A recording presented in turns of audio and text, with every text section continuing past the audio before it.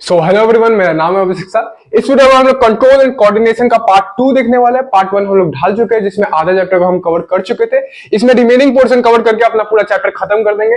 अच्छा से कवर करेंगे, डिटेल में कवर करेंगे। चलो बिना टाइम वेस्ट के इस वीडियो को स्टार्ट। हम लोग पढ़ाई करने के लिए पढ़ाई हम लोग करना human brain and it's what, simply अपना ह्यूमन ब्रेन को पढ़ना है। बट उससे पहले हम तुमको एक ह्यूमन ब्रेन का इंट्रोडक्शन देना चाहेंगे। ह्यूमन ब्रेन हम लोग का शरीर का सबसे मोस्ट रिसर्च्ड ऑर्गन है। न जाने इस पे कितना हजारों बुक्स लिखा गया होगा, न जाने इस पे कितना सारा आर्टिकल्स लिखा गया होगा। और आज भी इतना रिसर्च के बाद भी साइंटिस्ट लोग हर एक न्यू डिस्कवरी के साथ फैसिनेट हो जाता है। वो लोग सोचते हैं कि भाई ये क्या है, ये कैसे बना है, ये इतना कॉम्प्लेक्स ऑर्गन कैसे है। और हर एक न्यू डिस्कवरी के साथ लगता है कि नया सुरंग खुल चुका है हम लोग का ह्यूमन ब्रेन के बारे में, और भी कुछ जानना अपना ह्यूमन ब्रेन के बारे में। अच्छा, तुम अपने लाइफ में इतना सारा पेन ड्राइव के बारे में सुना है, इतना सारा पेन ड्राइव स्टोरेज डिवाइसेस तुम सुना है, माइक्रोचिप सुना है जो कि स्टोर करता है इंफॉर्मेशन को। एक जीबी का होता है, 100 जीबी का होता है, 1 टीबी का होता है, फिर 10 जीबी का होता है, 100 टीबी का होता है, मतलब बहुत बड़ा बड़ा स्टोरेज का होता है। बट तुम्हारा ब्रेन बिगेस्ट स्टोरेज चिप बोलना चाहे, फिर बिगेस्ट स्टोरेज हाउस है इन द वर्ल्ड। न जाने तुम्हारा ब्रेन कितना इंफॉर्मेशन को स्टोर करके रखा, न जाने तुम कितना। अच्छा, तुम खुद ही बता तुम कि तुमको कितना चीज याद रहता है।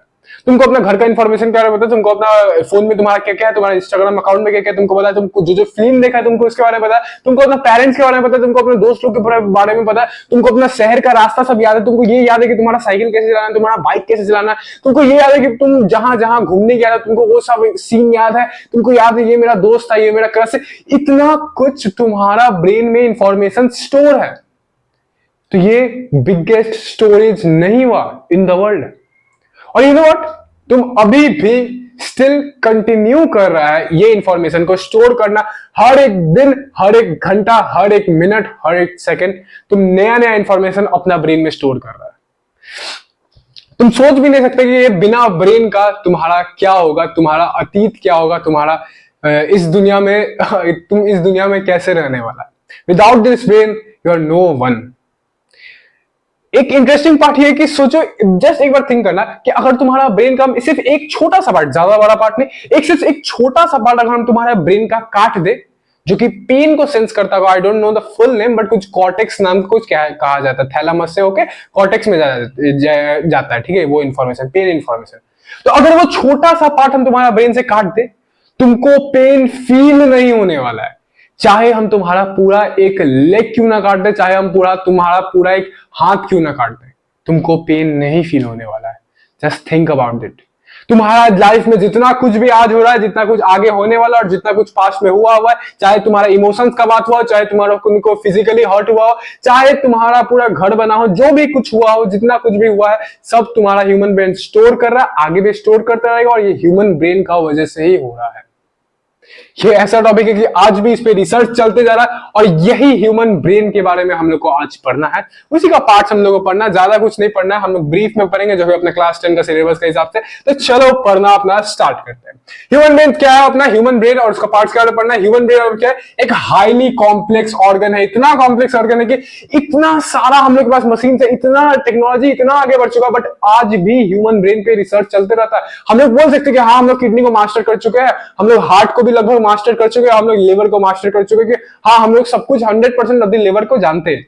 बट ये हम लोग कभी नहीं बोल पाएंगे कि हम लोग 100% ऑफ द ब्रेन को जानते हैं।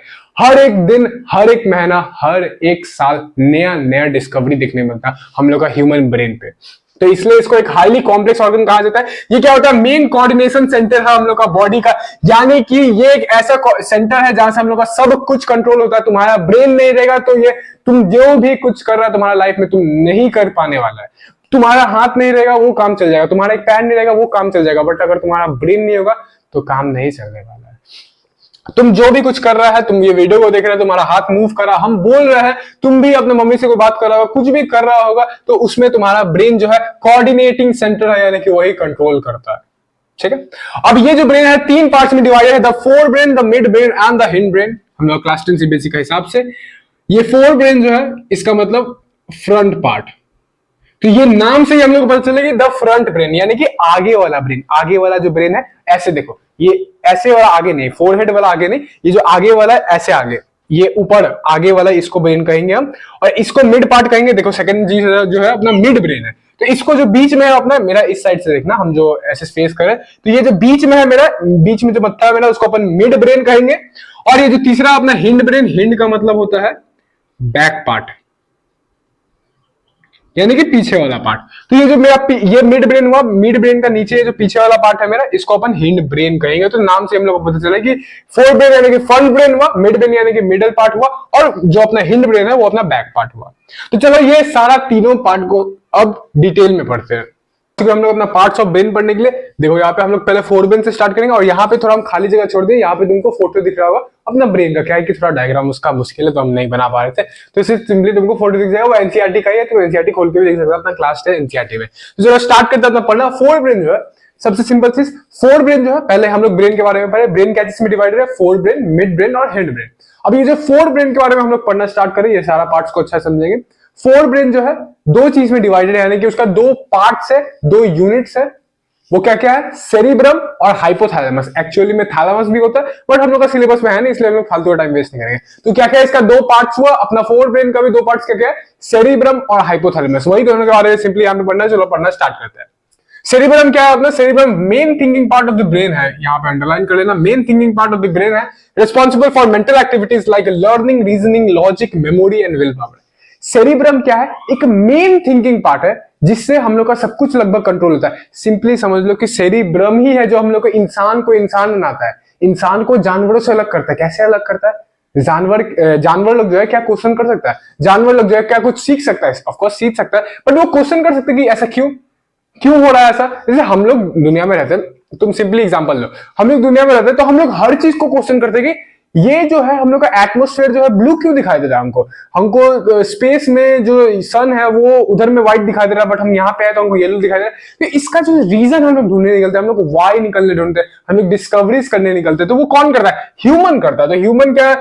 ह्यूमन सेरिब्रम का, मेनली सेरिब्रम का ही वजह से हम लोग ह्यूमन अलग हो पाते हैं इन जानवरों से। क्यों हो पाते हैं? यहाँ पे देखो, क्योंकि यही चीज जो है सेरिब्रम ही जो है हम लोग का मेन मेंटल एबिलिटीज जो होता है, मेंटल एबिलिटीज या फिर एक्टिविटीज जैसे कि लर्निंग, रीजनिंग, लॉजिक, मेमोरी और विल पावर को कंट्रोल करता है। लर्निंग यानी कुछ सीखना, रीजनिंग यानी कि कोई भी चीज को रीजन करना कि क्यों हो रहा है ऐसा, लॉजिक यानी सिंपली वही कि लॉजिक बन रहा है कि नहीं बन रहा है, मेमोरी यानी कि तुम्हारा याददाश्त, और विल पावर मतलब कि तुम्हारा रोकने का क्षमता कि कितना तुम खुद को कंट्रोल कर सकते हो। तुमको पता रहता है कि ये चीज अच्छा है, ये चीज खराब है, तो तुम्हारे पास एक एक्सटेंट तक इतना पावर होता है तुम्हारे पास कि तुम वो चीज कंट्रोल कर सकते हो। तुमको अगर चॉकलेट नहीं खाना है तो तुम अपना विल पावर यूज करके उसको कंट्रोल कर सकते हो कि I don't want to eat that chocolate. ठीक है, अब दूसरा पॉइंट है अपना control all voluntary actions like walking, talking and writing. Simply सारा वॉलंटरी एक्शन जो भी तुम करता है, वॉकिंग, टॉकिंग, एक्सरसाइज, जो भी तुम वॉलंटरी कर रहा है, जो कि तुम कंट्रोल कर सकते हो अपना हाथ से, जैसे कि हम अपना आंख को ब्लिंक करना कंट्रोल कर सकते हैं, मतलब ऐसे फास्ट कर सकते हैं, फिर बोलना को हम कंट्रोल कर सकते हैं, हाथ का मूवमेंट कंट्रोल कर सकते हैं। अच्छा वो ब्लिंकिंग वाला एग्जांपल को हटा देना,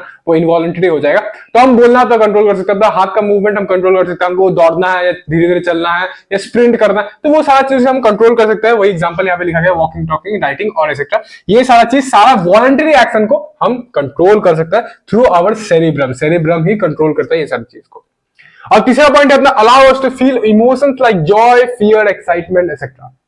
सिंपल सा चीज, तुमको जो भी इमोशंस फील होता है, तुमको प्यार फील होता है, तुमको गुस्सा आता है, तुमको डिप्रेशन होता है, तुमको बहुत अच्छा फील नहीं हो रहा, तुमको हेट फील हो रहा है, जैसा भी तुमको फील हो रहा है, डर लग रहा है, एक्साइटमेंट फील हो रहा है, तो ये जो भी तुमको इमोशंस फील होता है, that's because of your brain. और ब्रेन का कौन सा पार्ट कंट्रोल करता है? वो चीज सेरेब्रम कंट्रोल करता है। सेरेब्रम एक ऐसा पार्ट ऑफ द ब्रेन है हम लोग का जो हम लोग को इमोशंस को फील करने देता है, अलाउ करता है वो चीज करने को। तो वो यहाँ पे लिखा गया है, जैसे allow us to feel emotions like joy, fear, excitement etcetera. तुम यहाँ पे इमेज में देख पा रहे होगे सेरिब्रम कहाँ पे? Cerebrum biggest part of the brain है, वो जो पेल येलो कलर का, पेल स्किन कलर का जो तुमको दिख रहा होगा, biggest part of the brain है। ऑलमोस्ट आधा से ज्यादा ब्रेन का वॉल्यूम और आधा से ज्यादा ब्रेन का कवरेज जो है वो ले लेता है। ठीक है, तो biggest part of the brain है सेरिब्रम होता है। पहला पार्ट डिस्कस हम लोग कर लिए। सेरिब्रम क्या है? Main part of the brain है। सिंपली यहाँ पे तुमको यही सब याद रखना है कि main thinking part of the brain है, ये सारा चीज को कंट्रोल करता है। लर्निंग वर्निंग सारा जो भी हम लोग सोचते रीजन करता है वो कंट्रोल करता है सेरिब्रम। दूसरा चीज अपना वॉलंटरी एक्शन, जो भी तुम खुद से कंट्रोल कर सकते हैं, जैसे दौड़ना, हंसना, रोना, जो भी हाथ का मूव करना, वो भी वॉलंटरी एक्शन, वो भी अपना सेरिब्रम कंट्रोल करता है। और तीसरा अपना इमोशंस को भी कंट्रोल करता है सेरिब्रम। ठीक है, अब दूसरा चीज है अपना हाइपोथैलेमस। हाइपोथैलेमस एक बहुत ही इंपॉर्टेंट चीज है, क्योंकि सिंपली देखो ये कंट्रोल तो करता है, जैसे यहाँ पे लिखा हुआ है control sleep, hunger and body temperature, ठीक है। ये सिंपल सिंपल चीज कि हम लोग का भूख को कंट्रोल करता है, हम लोग का स्लीप को कंट्रोल करता है और हम लोग का बॉडी टेम्परेचर कंट्रोल करता है। बट उससे भी बड़ा चीज ये है कि ये नर्वस सिस्टम और एंडोक्राइन सिस्टम कनेक्ट करता है, लिंक बनाता है ये दोनों के बीच में। अब भैया इसका मतलब क्या हुआ? इसका मतलब ये हुआ कि ये नर्वस सिस्टम, देखो हम सिंपली बता दूंगा, नर्वस सिस्टम जो होता है, इधर देखो, नर्वस सिस्टम जो है वो इलेक्ट्रिक सिग्नल्स में बात करता है। सिंपली अभी के लिए इतना समझो कि नर्वस सिस्टम जो इलेक्ट्रिक वाला भाषा में बात करता है और एंडोक्राइन सिस्टम जो है वो केमिकल वाला भाषा में बात करता है। तो ये दोनों का भाषा तो अलग है, तो ये दोनों का भाषा सेम कराने के लिए ये दोनों तो समझ ही नहीं पाया क्या है। तो ये लोग का बीच में क्या चाहिए? एक ट्रांसलेटर चाहिए। जैसे मान लो मोदी जी दूसरा देश में जाते हैं, तो मोदी जब दूसरा देश में जाते हैं तो दूसरा देश का पीएम या फिर प्रेसिडेंट से बात करने के लिए कौन रहता है? बीच में ट्रांसलेटर खड़ा रहता है। तो वो ट्रांसलेट करता है, हिंदी टू इंग्लिश करता है, इंग्लिश टू हिंदी करता है, या हिंदी टू फ्रेंच करता है, फ्रेंच टू हिंदी करता है, तो वो ट्रांसलेट कर रहा है। तो वैसे यहाँ पे हाइपोथैलेमस भी क्या है? ट्रांसलेटर है। दोनों के बीच में ट्रांसलेशन, दोनों के बीच में एक ट्रांसलेटर का रोल प्ले कर रहा है, दोनों को लिंक कर रहा है, दोनों को समझा रहा है क्या करना है। जैसे हम लोग का नर्वस सिस्टम जो है कोई भी सिग्नल लेके आया कि अरे भाई हम तो हाथ छू दिए है, या फिर मान लो कोई इमरजेंसी सिचुएशन है, तुम्हारे लिए, तुम्हारे पीछे कुत्ता पड़ गया है, तो तुम्हारे लिए एक इमरजेंसी सिचुएशन है, अब तुमको भागना है, तुम्हारा बॉडी में एड्रेनलिन चाहिए, तुम आगे पड़ेगा, एंडोक्राइन सिस्टम जब हम लोग पढ़ना स्टार्ट करेंगे तो, बट तुम्हारे पीछे कुत्ता लग गया, तुमको एड्रेनलिन चाहिए ताकि तुम फास्टली तुम जो भी मूवमेंट कर पाए। तो अब ये जो एड्रेनलिन है तुम्हारा एंडोक्राइन सिस्टम रिलीज करने वाला, तुम एड्रेनलिन जानता है, तुम बचपन से मतलब कहीं ना कहीं सुना ही होगा कि एड्रेनलिन से क्या होता है, बहुत ज्यादा पावर हम लोग का बढ़ जाता है, नॉर्मल पावर से ज्यादा बढ़ जाता है। तो कुत्ता पीछे पड़ा, एड्रेनलिन रिलीज हो रहा है, तो एड्रेनलिन रिलीज करने का जरूरत है, तो ये जो सिग्नल है सबसे पहले नर्वस सिस्टम को मिलने वाला है as a electric signal, electric का भाषा में मिला नर्वस सिस्टम को। अब नर्वस सिस्टम का जो लेके जाएगा हाइपर ब्रेन के पास, ब्रेन में जो हाइपोथैलेमस है वो कन्वर्ट करेगा इसको अपना केमिकल सिग्नल्स में, और केमिकल सिग्नल्स के बाद ये अपना एड्रेनलिन ग्लैंड को वो केमिकल सिग्नल भेजेगा कि बोलेगा भाई, उसी का भाषा में, एंडोक्राइन ग्लैंड का ही भाषा में उसको बोलेगा भैया देखिए भाई देखो ऐसा सिचुएशन आया है, एड्रेनलिन का जरूरत है, तुम रिलीज करो। तो ये एक एज अ लिंक करता है दोनों को, नर्वस सिस्टम और एंडोक्राइन सिस्टम को, सिंपली ट्रांसलेटर बन के बीच में काम करता है। और ये यहाँ पे ये भी कंट्रोल करता है कि अपना नींद को कंट्रोल करता है, अपना भूख को कंट्रोल करता है, अपना बॉडी टेम्परेचर को कंट्रोल करता है। Body temperature in the sense की एक बॉडी टेम्परेचर हम लोग का मेंटेन रहता है, उसको कंट्रोल करना। और दूसरा कि हम लोग को जब ठंडा लगता है तो हम लोग का नाक खिठियाने लगता है, सिवरिंग करने लगता है हम लोग, और फिर स्वेटिंग होने लगता है, जब गर्मी लगता है तो पसीना आने लगता है, तो वो सब चीज कंट्रोल करता है अपना। ठीक है, तो 4 ब्रेन पढ़ने के बाद हम लोग को पढ़ना है मिड ब्रेन के बारे में। कंफ्यूज मत होना, तुम जो डायग्राम देखिए मिड ब्रेन कहां पे, वो तुमको हाइपोथैलेमस दिख रहा होगा, हाइपोथैलेमस नीचे तरफ है, उसका ऊपर जो छोटा सा तुमको पार्ट दिख रहा होगा, छोटा सा होता है, बहुत छोटा सा ही होता है मिड ब्रेन, उसको अपन मिड ब्रेन कहते हैं। ठीक है, अब तुम मत बोलना कि इसको पूरा को मिड ब्रेन क्यों कह रहे हैं, सिंपली छोटा सा ही पार्ट है इसलिए इसको मिड ब्रेन कह के पुकार दिया जा रहा है। अब साइंटिस्ट लोग नाम क्यों रखा हमको नहीं पता। ठीक है, तो जो द मिड ब्रेन है, मिड ब्रेन का कुछ कोई पार्ट्स वार्ट्स नहीं, छोटा सा ही पार्ट है, सब सिर्फ देखना है कि इसका क्या क्या फंक्शन है।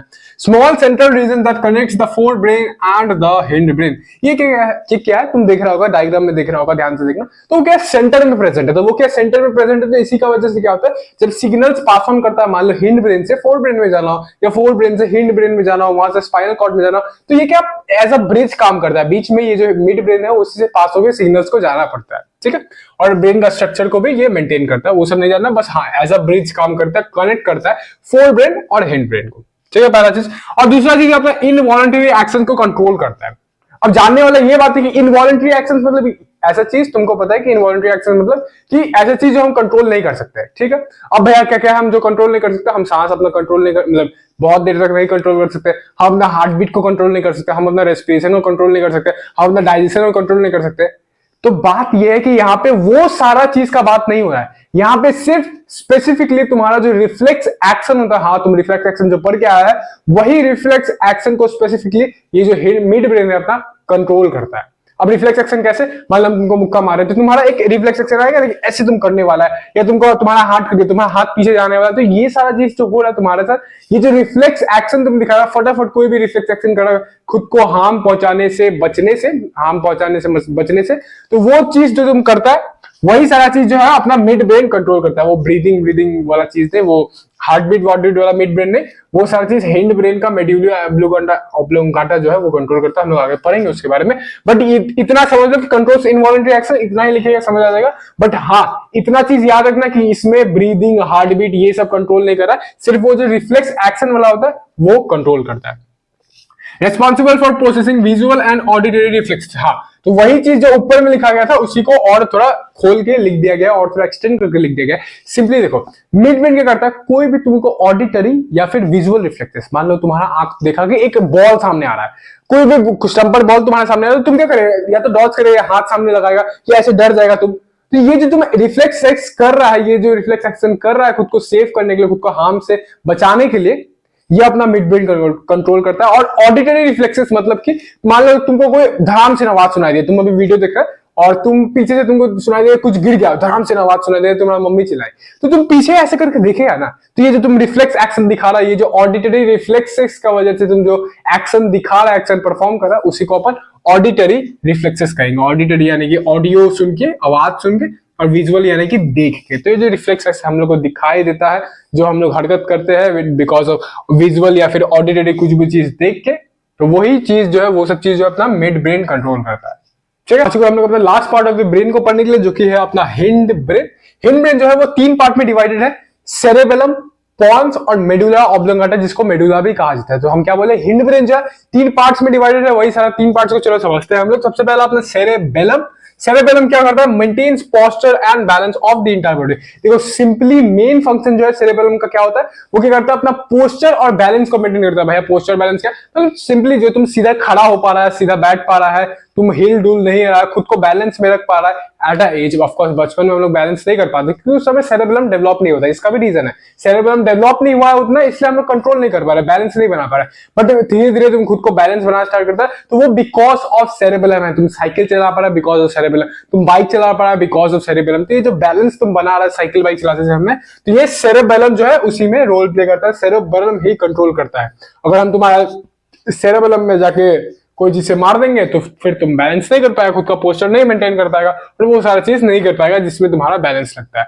इसका एग्जांपल लिखा गया, देखो यहाँ पे लिखा गया, maintains posture and balance of the entire body, यानी कि बॉडी का पोस्चर और बैलेंस को मेंटेन करता है। दूसरा यहाँ पे एग्जांपल्स लिखा गया, walking in a straight line, straight line पे चलना हम लोग का, सीधा सीधे चलना। फिर राइडिंग अ बाइसाइकिल, देखा जैसे यहाँ पे लिखा गया है कि एक साइकिल को चलाना, या फिर एक पेंसिल कोई नीचे से, मान लो ये मार्कर नीचे रखा गया, इसको ऐसे उठाना ही बैलेंस बना के, तो वो फिर वो भी जो है पिकिंग अप पेंसिल, वो all coordinated by the cerebellum, यानी कि वो चीज जो है सेरेबेलम ही कोऑर्डिनेट करता है, यानी कि कंट्रोल करता है सिंपली। ठीक है, सेरेबेलम के बिना ये सब चीज नहीं होगा। सेरेबेलम पढ़ लिया। अब दूसरा चीज हम लोग को पढ़ना है मेडुला, सॉरी पॉन्स। दूसरा चीज है अपना पॉन्स। पॉन्स सिंपली कुछ नहीं है, पॉन्स है, पॉन्ड्स नहीं है। ठीक है, वो पॉन्ड ब्यूटी क्रीम नहीं है, वो पॉन्स है, PONS। तो regulates breathing rate and sleep cycle. Regulate मतलब सिंपली कंट्रोल करता है ब्रीदिंग रेट को और स्लीप साइकिल को। ब्रीदिंग रेट यानी कि जो तुम सांस ले रहा है 1 मिनट में कितना सांस ले रहा है, उसको ब्रीदिंग रेट कहा जाता है। और तुम्हारा स्लीप साइकिल जो है सिंपली उसको कंट्रोल करता है। ये सब चीज कोई ज्यादा बड़ा चीज नहीं है, सिंपली अगर अपना वर्ड में बोले तो सिंपली ये सब चीज रट्टा मारने वाला चीज है, तुम समझने वाला कोई इसमें बड़ा चीज नहीं है। पॉन्स क्या करता है, रेगुलेट कर रहा है ब्रीदिंग रेट और स्लीप साइकिल। तीसरा चीज अपना मेडुला ऑब्लोंगाटा, जिसको अपन सिर्फ मेडुला भी बहुत जगह बोला जाता है, तो कंफ्यूज मत होना। ये क्या करता है, रेगुलेट करता है involuntary life support functions like heart beat, breathing, blood pressure, swallowing, coughing etcetera. यानी कि इनवॉलंटरी लाइफ फंक्शंस कहने का मतलब है कि इनवॉलंटरी लाइफ फंक्शंस कहने का मतलब है कि ऐसा लाइफ फंक्शन जो सबसे पहला चीज इनवॉलंटरी है, ठीक है, और उसके बिना दूसरा चीज, उसका बिना तुम जी नहीं पाएगा। यानी कि ऐसा लाइफ फंक्शन जिसको तुम कंट्रोल भी नहीं कर सकता और उसका बिना तुम जी भी नहीं पाएगा। जैसे यहाँ पे लिखा गया, हार्ट बीट हो गया, तुम्हारा सांस लेना हो गया, तुम्हारा ब्लड प्रेशर हो गया, ब्लड प्रेशर जो आगे पीछे चलना, फिर स्वॉलोइंग हो गया, तुम्हारा कफिंग हो गया, जो खाने को तुम घोट रहा है, कफ कर रहा है, खांसना और एक्सेट्रा, ये सारा चीज लाइफ सपोर्ट फंक्शन को। और ये कौन कंट्रोल करता है, अपना मेडुला ऑब्लोंगाटा कंट्रोल करता है। हम तुमको थोड़ी देर पहले इसी चीज के बारे में बता रहे थे कि मेडुला ऑब्लोंगाटा जो है ये सारी चीज को कंट्रोल कर रहा है। बट वहां पे भी लिखा गया था कि पता नहीं कौन सा पार्ट ऑफ हाँ, मिड ब्रेन को हम लोग बोल रहे थे कि वो इनवॉलंटरी फंक्शंस को कंट्रोल कर रहा था। तो इनवॉलंटरी फंक्शंस यानी कि ऐसा ये सारा इनवॉलंटरी फंक्शंस नहीं, ये सारा इनवॉलंटरी फंक्शन जो है मेडुला ऑब्लोंगाटा कंट्रोल करता है। बट मिड ब्रेन जो है सिर्फ वो रिफ्लेक्सेस वाला जो होता है, रिफ्लेक्स एक्शन वाला जो इनवॉलंटरी एक्शन होता है अपना, उसको अपना मिड ब्रेन कंट्रोल करता है। ठीक है, हम लोग आ चुके देखने के लिए हम लोग का ब्रेन जो है प्रोडक्ट कैसे किया जाता है। देखो सिंपल सा चीज है, हम लोग का ब्रेन बहुत नाजुक चीज है। तुम देखा कि हम तुमको बोल रहे थे कि कहीं पर अगर तुम्हारा मार भी दिए तो तुम हो सकता है तुम्हारा याददाश्त ही चला जाए, अगर वो ब्रेन में तुम्हारा चोट लग जाएगी, याददाश्त चला जा सकता है, तुम्हारा पोस्चर बिगड़ सकता है, सेरेबेलम में कोई चोट लग जाए, तो ये सब बहुत सेंसिटिव बात हो गया, बहुत नाजुक पार्ट है। तो ये सब चीज को कवर करना, ये चीज को प्रोटेक्ट करना बहुत जरूरी है हमारा बॉडी के लिए। तो इस बॉडी के लिए एक सिस्टम बना के रखा है, इस ब्रेन के लिए एक सिस्टम बना के रखा है जो इसको प्रोटेक्ट करता है। अब इसको जो प्रोटेक्शन है इसका कैसे हुआ रहता है, सबसे पहले आता है अपना स्कल, यानी कि जिसको तुम स्कल का नाम से आता है उसको क्रेनियम बोला जाता है। हम तुमको एक चीज कंफ्यूजन क्लियर कर दे रहे हैं कि एनसीईआरटी में भी क्रेनियम को स्कल लिखा गया है, तो स्कल या फिर क्रेनियम, बट ऐसा नहीं है। क्रेनियम एक स्पेसिफिक पार्ट है स्कल का। स्कल ये पूरा जो तुम्हारा मुंडी होता है उसको कहा जाता है, और क्रेनियम सिर्फ ऊपर वाला जो हड्डी है ना, अपना स्कल का जो ऊपर वाला सिर्फ बोन होता है उसको क्रेनियम कहा जाता है। खैर कोई बात नहीं, तुम्हारा एनसीईआरटी में लिखा गया तो तुम स्कल क्रेनियम एक मान सकता है।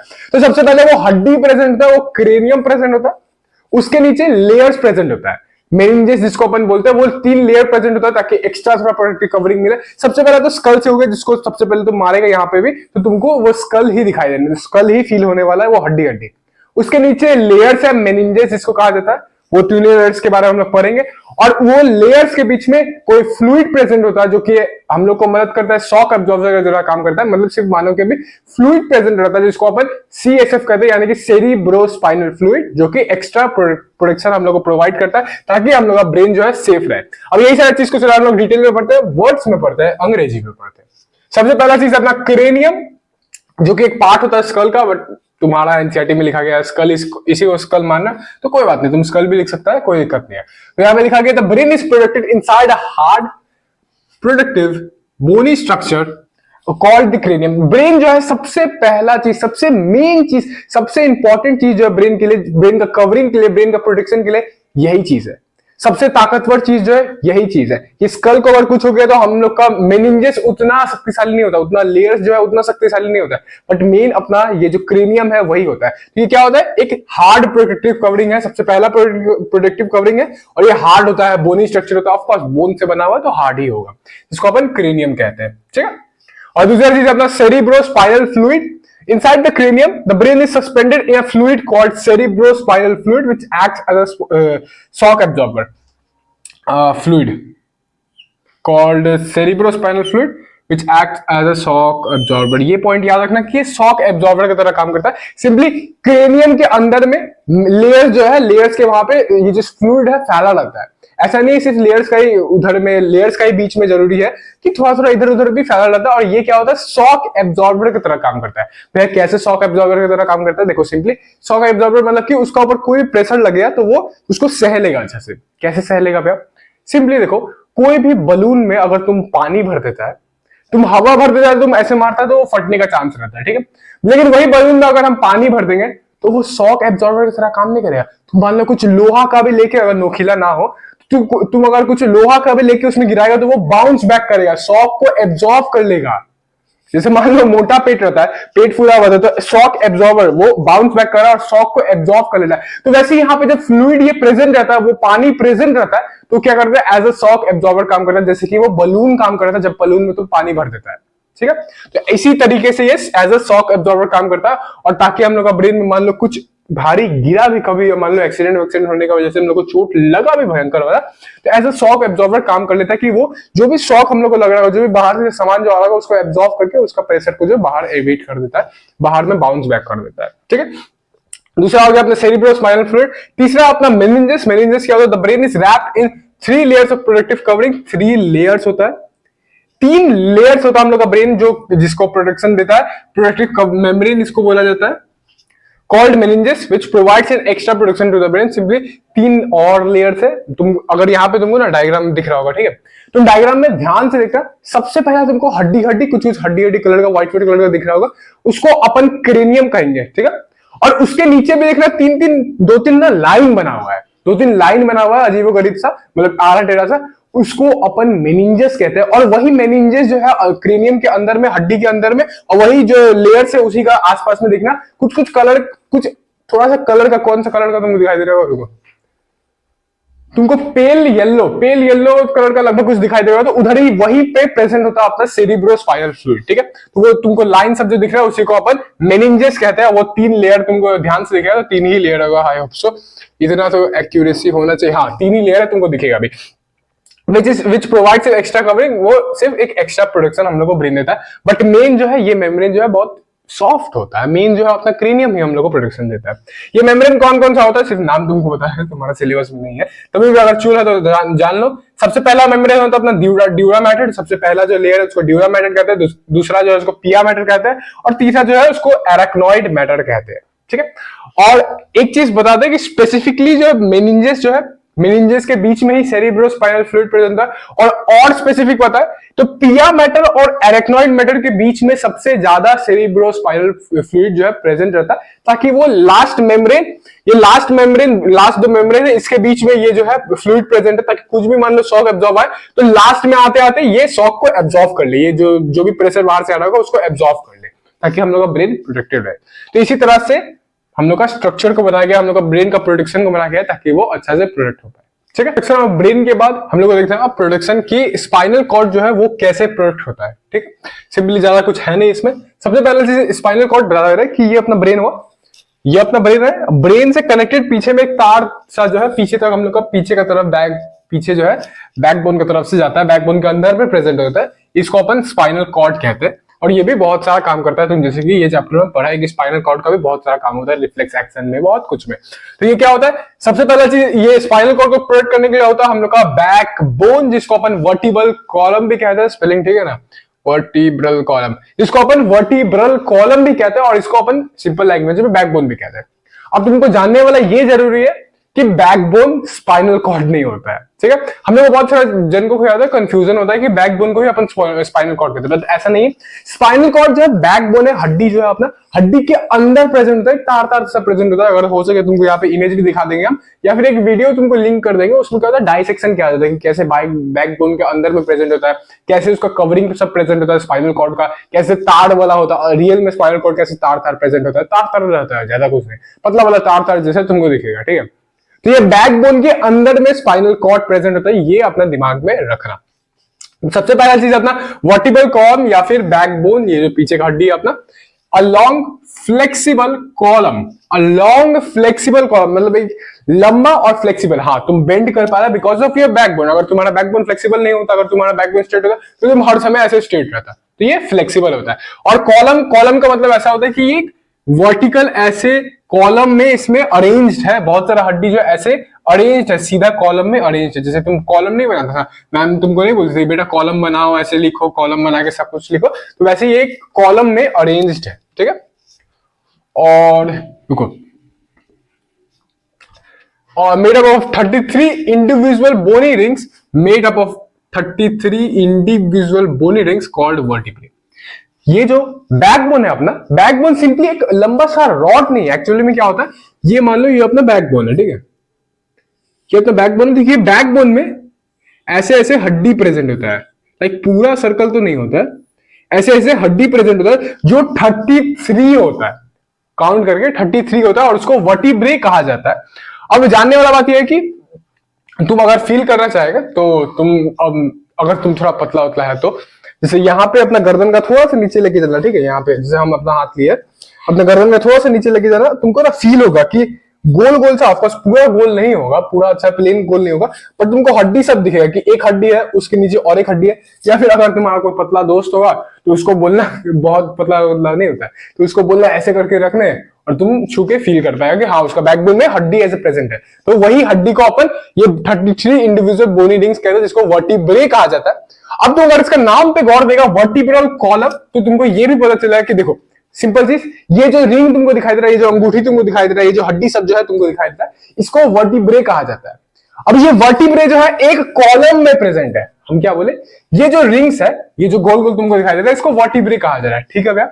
और ये जो है एक कॉलम में प्रेजेंट है, एक सिंगल अरेंजमेंट में प्रेजेंट है, तो क्या हम इसको वर्टिब्रल कॉलम नहीं बोल सकते? बोल सकते हैं भैया। तो वर्टिब्रल कॉलम का ही मतलब हुआ कि वर्टिब्रे का एक कॉलम बना के रखा है। वर्टिब्रे जो रिंग होता है, ये जो गोल गोल हड्डी है, इसका एक अरेंजमेंट बना के रखा है, इसलिए इसको वर्टिब्रल कॉलम कहा जाता है। It is the outer most protective covering of the spinal cord. सबसे आउटर मोस्ट कवरिंग है हम लोग का स्पाइनल कॉर्ड का, स्पाइनल कॉर्ड है उसके आगे जो आउटर मोस्ट प्रोटेक्टिव कवरिंग है। अच्छा बता दे रहे, ऐसा मत सोचना कि स्पाइनल कॉर्ड उतना जरूरी नहीं है या फिर उतना इसको सेफ्टी देना जरूरी नहीं है, बहुत जरूरी है। अगर स्पाइनल कॉर्ड में भी कुछ हो गया ना, तुम्हारा पूरा ब्रेन अच्छे से फंक्शन नहीं कर पाएगा, क्योंकि मोस्ट ऑफ द सिग्नल जो है तुम्हारा स्पाइनल कॉर्ड से होकर ब्रेन में जाता है। तो स्पाइनल कॉर्ड भी अपना इंपॉर्टेंट है, इसको भी प्रोटेक्ट करना इंपॉर्टेंट है। अब दूसरा चीज अपना स्पाइनल मेनिंजेस। स्पाइनल मेनिंजेस जो है सिंपली जो ब्रेन में अपना 3 लेयर्स नहीं था, वो जो 3 मेम्ब्रेन था, ड्यूरा मैटर, पिया मैटर, एरेक्नोइड मैटर, वही सेम यहाँ पे मेम्ब्रेन है, कुछ कुछ नहीं है, ज्यादा डिफरेंस नहीं है। तो वही सेम यहाँ पे 3 मेम्ब्रेन है, 3 लेयर्स है जो प्रोटेक्ट करता है अपना स्पाइनल कॉर्ड को। The layers of membrane which protect the spinal cord, dura mater हो गया, पिया मैटर हो गया और एरेक्नोइड मैटर हो गया। वैसे arachnoid matter I think so इसमें सेरिब्रोस्पाइनल फ्लूइड भी होता है, जो कि हम यहाँ पे लिखे नहीं है, एक सेकंड है, तो यहाँ पे हम लिख दिए है वो सेरिब्रोस्पाइनल फ्लूइड भी होता है। हम सॉरी, हम लिखना भूल गए थे। तो सेरिब्रोस्पाइनल फ्लूइड भी जो है इसका बीच में प्रेजेंट होता है। ये जो मेम्ब्रेन्स है, जैसे कि ये बताए, ये अपना स्पाइनल कॉर्ड है, इसके सबसे आउटर कवरिंग में क्या हुआ, बैकबोन हुआ, आपका वर्टिकल कॉलम हुआ, ठीक है, ये जो हड्डी प्रेजेंट है।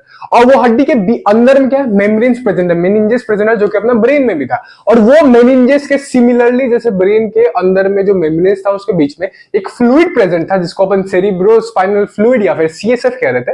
वैसे यहाँ पे ये जो मेम्ब्रेन्स है, इसके बीच में भी प्रेजेंट है सीएसएफ, कोई फ्लूइड जिसका नाम है सेरिब्रोस्पाइनल फ्लूइड। देखो यहाँ पे लिखा गया, the fluid present between meninges which act as a shock absorber. Shock absorber की तरह काम करते हैं, जैसे कि हम लोग का ब्रेन में भी काम कर रहा था। इसको स्पाइनल कॉर्ड के लिए एज अ शॉक एब्जॉर्बर काम करता है, ठीक है। ये मिटा भी दोगे तो कोई दिक्कत नहीं है। स्टार्ट कर रहे हैं एंडोक्राइन सिस्टम को। एक बार मेरे साथ रिवीजन करना, ठीक है। हम लोग देखें कि हम लोग का ह्यूमन बॉडी में कोऑर्डिनेशन कैसे हो रहा है, यानी कि एनिमल्स में कोऑर्डिनेशन कैसे होता है।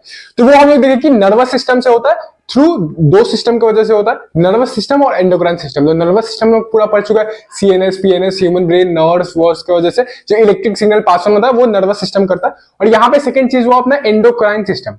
सेकंड चीज जो था एंडोक्राइन सिस्टम, अब हम लोग उसको पढ़ना स्टार्ट करेंगे।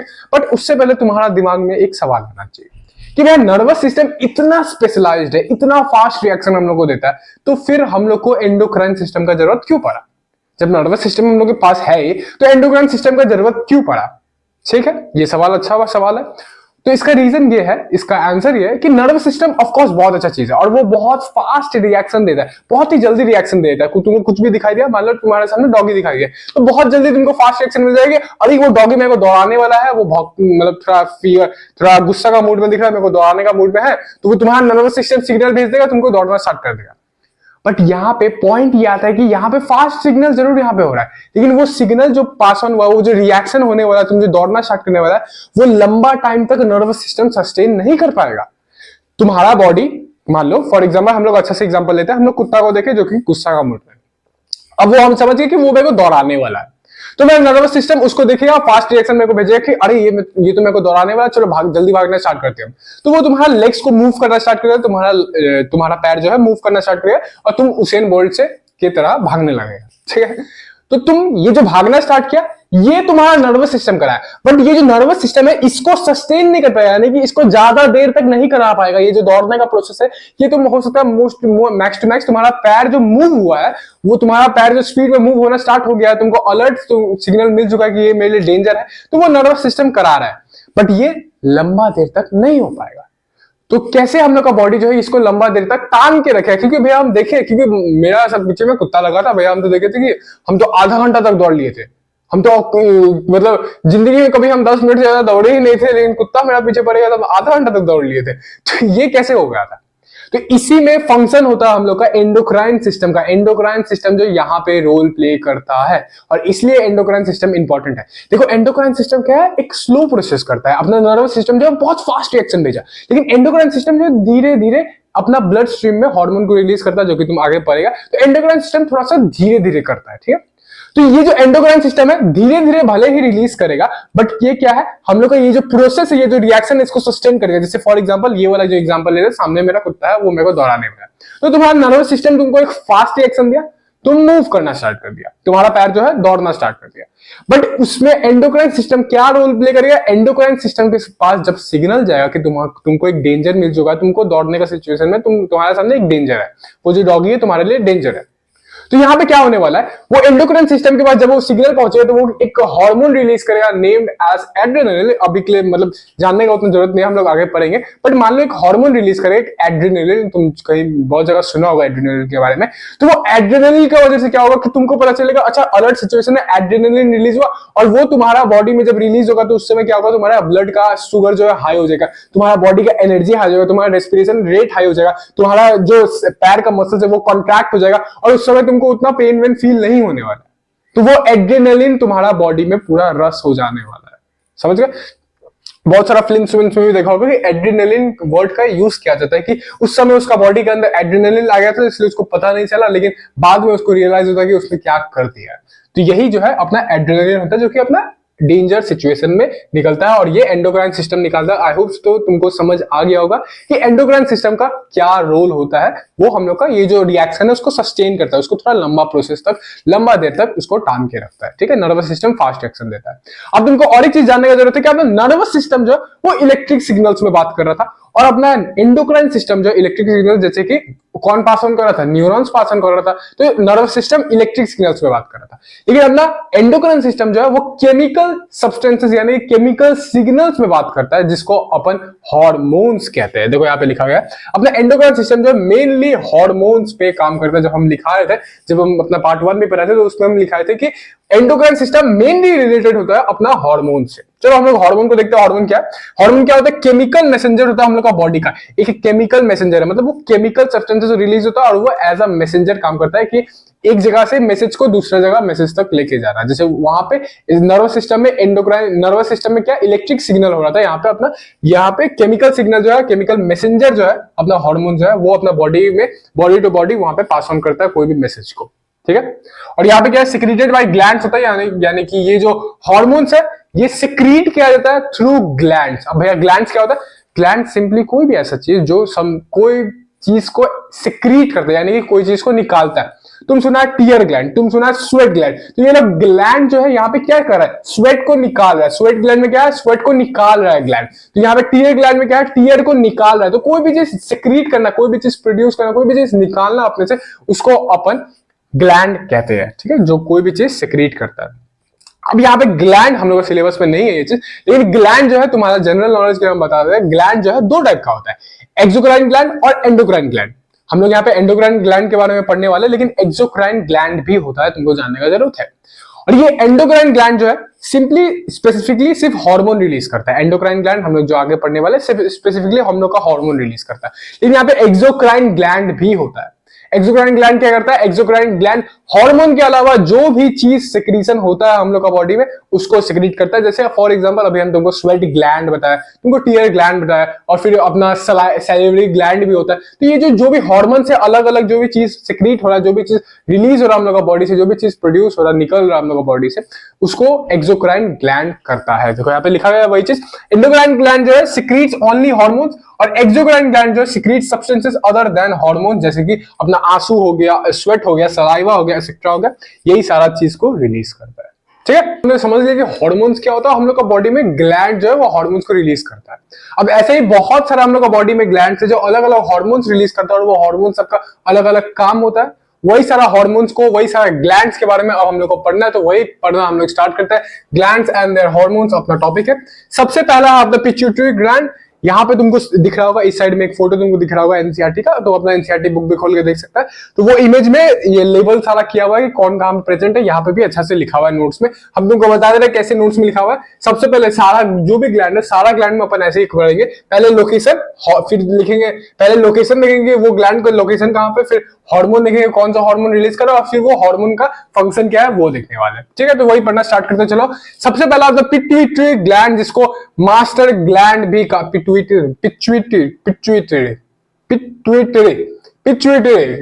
ग्लैंड, जिसको अपन मास्टर ग्लैंड भी कहा जाता है अपना बॉडी का। और मास्टर ग्लैंड इसलिए कहा जाता है क्योंकि इसका हार्मोन का वजह से, इसका हार्मोन जो ये रिलीज करता है, सिक्रीट करते हैं, बहुत इंपॉर्टेंट होता है। सबसे पहले इसका लोकेशन देखते हैं। लोकेशन कहां पे? बेस ऑफ द ब्रेन पे, यानी कि अपना ब्रेन जो है उसका नीचे में छोटा सा पार्ट है, हाइपोथैलेमस वाला रीजन याद है, उसी का थोड़ा सा नीचे में प्रेजेंट होता है अपना पिट्यूटरी ग्लैंड। ये कौन सा हार्मोन रिलीज करता है? ये रिलीज करता है अपना ग्रोथ हार्मोन, जिसको शॉर्ट फॉर्म में GH भी कहा जाता है। अब ये ग्रोथ हार्मोन जो है इसका फंक्शन क्या है? सिंपली नाम से तुमको पता चल रहा है कि हम लोग का बॉडी का ग्रोथ को, हम लोग का बॉडी और मसल्स, हम लोग का बोन्स का ग्रोथ को ये डेवलप, रेगुलेट करता है, कंट्रोल करता है। रेगुलेट मतलब कंट्रोल करना।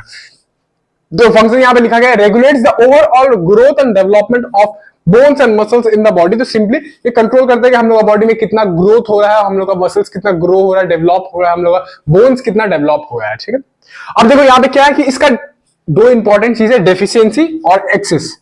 अगर ये चीज जो है, अगर ये ग्रोथ हार्मोन जो अपना पिट्यूटरी ग्लैंड जो है, अगर ग्रोथ हार्मोन को ज्यादा में रिलीज कर दिया, ठीक है, ज्यादा में नहीं, सबसे पहले डेफिशिएंसी लिखा गया। तो अगर ये ग्रोथ हार्मोन, अपना जो पिट्यूटरी ग्लैंड है वो ग्रोथ हार्मोन को कम में रिलीज किया, यानी कि डेफिशिएंसी हो गया इसका कमी हो गया, जितना चाहिए था उतना नहीं हुआ, जितना नॉर्मल बॉडी में होता था उतना नहीं हुआ। तो इसमें क्या होगा, हम लोग को ड्वार्फिज्म देखने मिलेगा, यानी कि बंदा का हाइट बहुत छोटा हो जाएगा। तुम देखा होगा कि 24-25 साल का, मतलब डिफेम नहीं करना चाह रहा, बस तुम 24-25 साल का देखा होगा तो उनका हाइट बहुत कम होता है।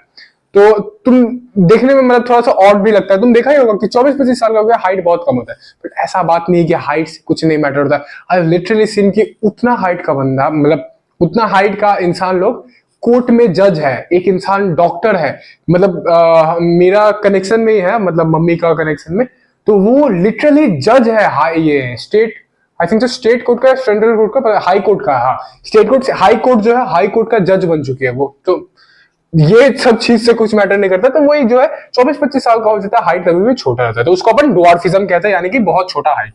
और अगर यही चीज ग्रोथ हार्मोन जो एक्सिस में रिलीज हो गया तो यानी कि उस समय हाइट जो है बहुत बड़ा हो जाएगा, उसका डेवलपमेंट जो है, बॉडी जो है बहुत बड़ा हो जाएगा। उसमें क्या होता है, गाइगेंटिज्म, और इसमें फर्स्ट वन है ड्वार्फिज्म। तो गाइगेंटिज्म तो मान सकते हो, अपना जो खली वली है, अपना जो द ग्रेट खिल्ली कहा जाता है, WWE देखता था बचपन में, तो वो जो है उनको गाइगेंटिज्म बोल सकते हैं, क्योंकि उनका जो ग्रोथ हार्मोन है बहुत ज्यादा रिलीज हुआ, तो उनको क्या हुआ, बॉडी डेवलपमेंट नॉर्मल बॉडी से ज्यादा हुआ। देखो 6 फुट जैसे हम भी 6 फुट का, तो 6 फुट तक में ठीक रहता है, बट वहीं पर अगर 7 फुट 7.5 फुट होने लगा तब बोल सकते हैं कि एबनॉर्मल ग्रोथ आ रहा है आप लोग का बॉडी में। ठीक है, आ चुके अपने दूसरा ग्लैंड को पढ़ने के लिए, जो कि अपना हाइपोथैलेमस। क्या बात करते हो भाई, हाइपोथैलेमस ग्लैंड, हाइपोथैलेमस तो ब्रेन का पार्ट है?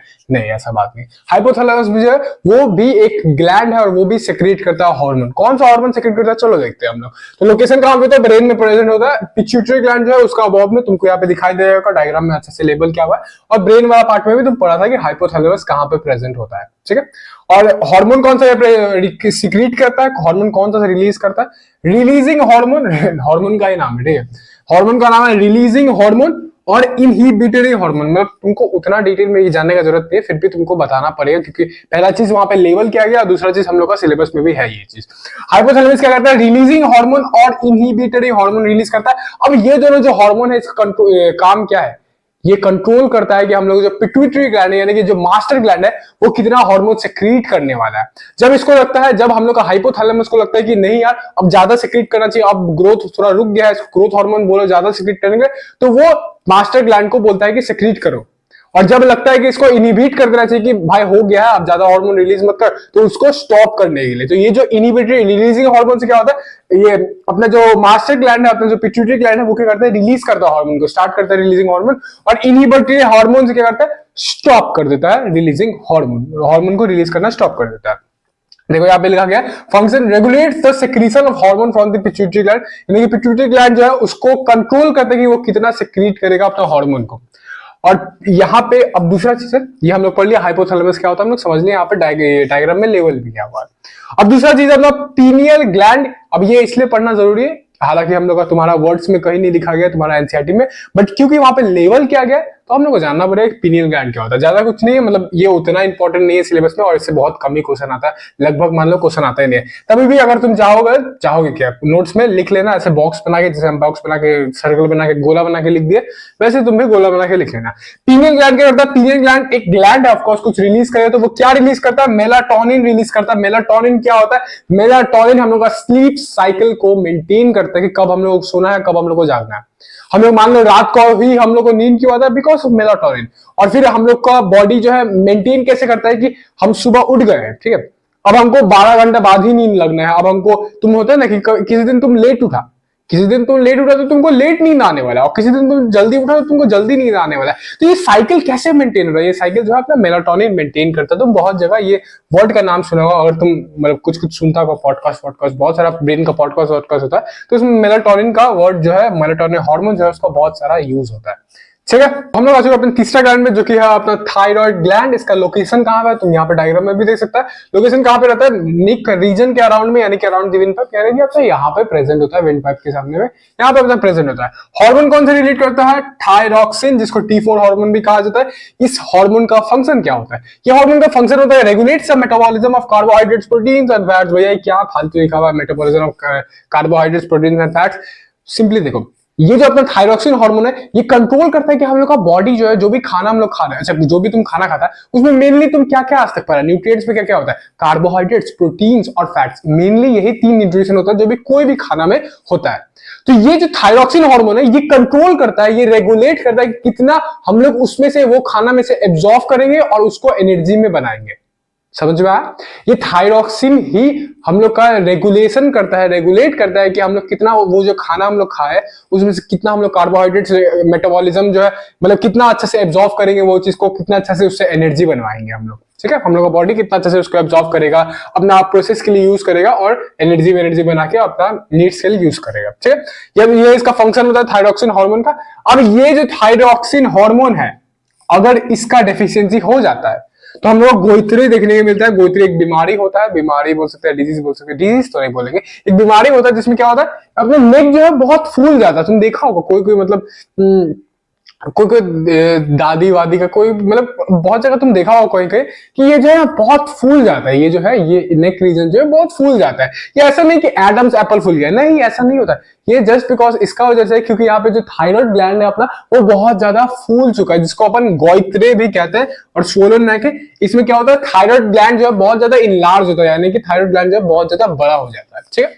अब इसका प्रिकॉशन क्या है? प्रिकॉशन है आयोडाइज्ड सॉल्ट लीजिए, यानी कि नमक जो होता है टाटा सॉल्ट, वो सब में क्या होता है आयोडीन जो है मिला हुआ रहता है। तो आयोडीन से क्या होता है ये चीज जो है प्रिकॉशन, यानी कि ये चीज जो है हम लोग प्रिवेंट कर सकते हैं होने से। ये चीज मेरा यूनिट टेस्ट का ये चीज मेरा भी यूनिट टेस्ट में आया था शायद से, तो इसलिए इंपॉर्टेंट है, याद कर लेना।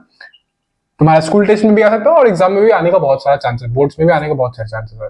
अब दूसरा अपना पैराथायरॉइड ग्लैंड, जैसे कि अपना पीनियन ग्लैंड था, सिर्फ लोकेशन दिया हुआ है और उसके बारे में लिखा नहीं गया, तो वैसे यहाँ पे पैराथायरॉइड ग्लैंड भी है, तुम देख सकते हैं यहाँ पे इमेज में, तो वो भी हम लोग को पढ़ना पड़ेगा कि वो भैया क्या है। तो पैराथायरॉइड ग्लैंड जो है एक ग्लैंड है जो कि पैराथॉर्मोन को रिलीज करता है, एक हार्मोन को रिलीज करता है जिसका नाम है पैराथॉर्मोन। और सिंपली ये जो पैराथॉर्मोन है ये कंट्रोल करता है कि हम लोग का ब्लड में कितना कैल्शियम और कितना फॉस्फोरस प्रेजेंट होगा, कितना मात्रा में वो हम लोग खून में होगा। ये बहुत इंपॉर्टेंट है क्योंकि कैल्शियम और फॉस्फोरस हम लोग का बॉडी के लिए बहुत इंपॉर्टेंट होता है। ठीक है, अपना चौथा ग्लैंड को देखने के लिए जो कि अपना एड्रिनल ग्लैंड, ये कहां पे प्रेजेंट होता है? On top of both the kidneys, तुम इमेज में भी देख सकते हैं। और ये क्या होता है किडनी यहाँ पे जो प्रेजेंट होता है, आगे में प्रेजेंट नहीं होता किडनी, थोड़ा सा पीछे की तरफ बैक ऑफ द बैकबोन तरफ प्रेजेंट होता है, तो यहाँ पे पीछे मान सकते हो किडनी। तो वो किडनी के ऊपर में ये एड्रिनल ग्लैंड जो है दोनों किडनी के ऊपर में प्रेजेंट होता है। देखो यहाँ पे लिखा गया on top of both kidneys, यानी कि दोनों किडनीज के ऊपर में छोटा सा ये अपना एड्रिनल ग्लैंड प्रेजेंट होता है। ये कौन सा हार्मोन रिलीज करता है? एड्रेनालाइन रिलीज करता है, जो हम लोग स्टार्टिंग में भी पढ़े थे इसके बारे में। ये कब यूज आता है? कोई स्ट्रेसफुल या फिर इमरजेंसी अलर्ट सिचुएशंस में। इसका फंक्शन क्या है? Prepares body to face emergency और स्ट्रेसफुल सिचुएशन। ये क्या करता है? प्रिपेयर करता है हम लोग का बॉडी को स्ट्रेसफुल और इमरजेंसी सिचुएशन से लड़ने के लिए। कैसे लड़ने के लिए हम लोग को प्रिपेयर करता है? ये जैसे मान लो हम लोग का बॉडी को कोई दिखाई दिया कि इमरजेंसी सिचुएशन है, इमरजेंसी सिचुएशन है, तो उसमें क्या होगा? हम लोग का बॉडी को अलर्ट कर देगा, हम लोग का ग्लूकोज लेवल बॉडी में हाई हो जाएगा, हम लोग का जो एनर्जी लेवल है बॉडी में हाई हो जाएगा, रेस्पिरेशन रेट हाई हो जाएगा, हम लोग का मसल्स एकदम रेडी हो जाएगा दौड़ने के लिए। मतलब अलग अलग टाइप का चीज होना हम लोग का बॉडी में, बॉडी के अंदर स्टार्ट हो जाएगा, बॉडी के अंदर होना स्टार्ट हो जाएगा।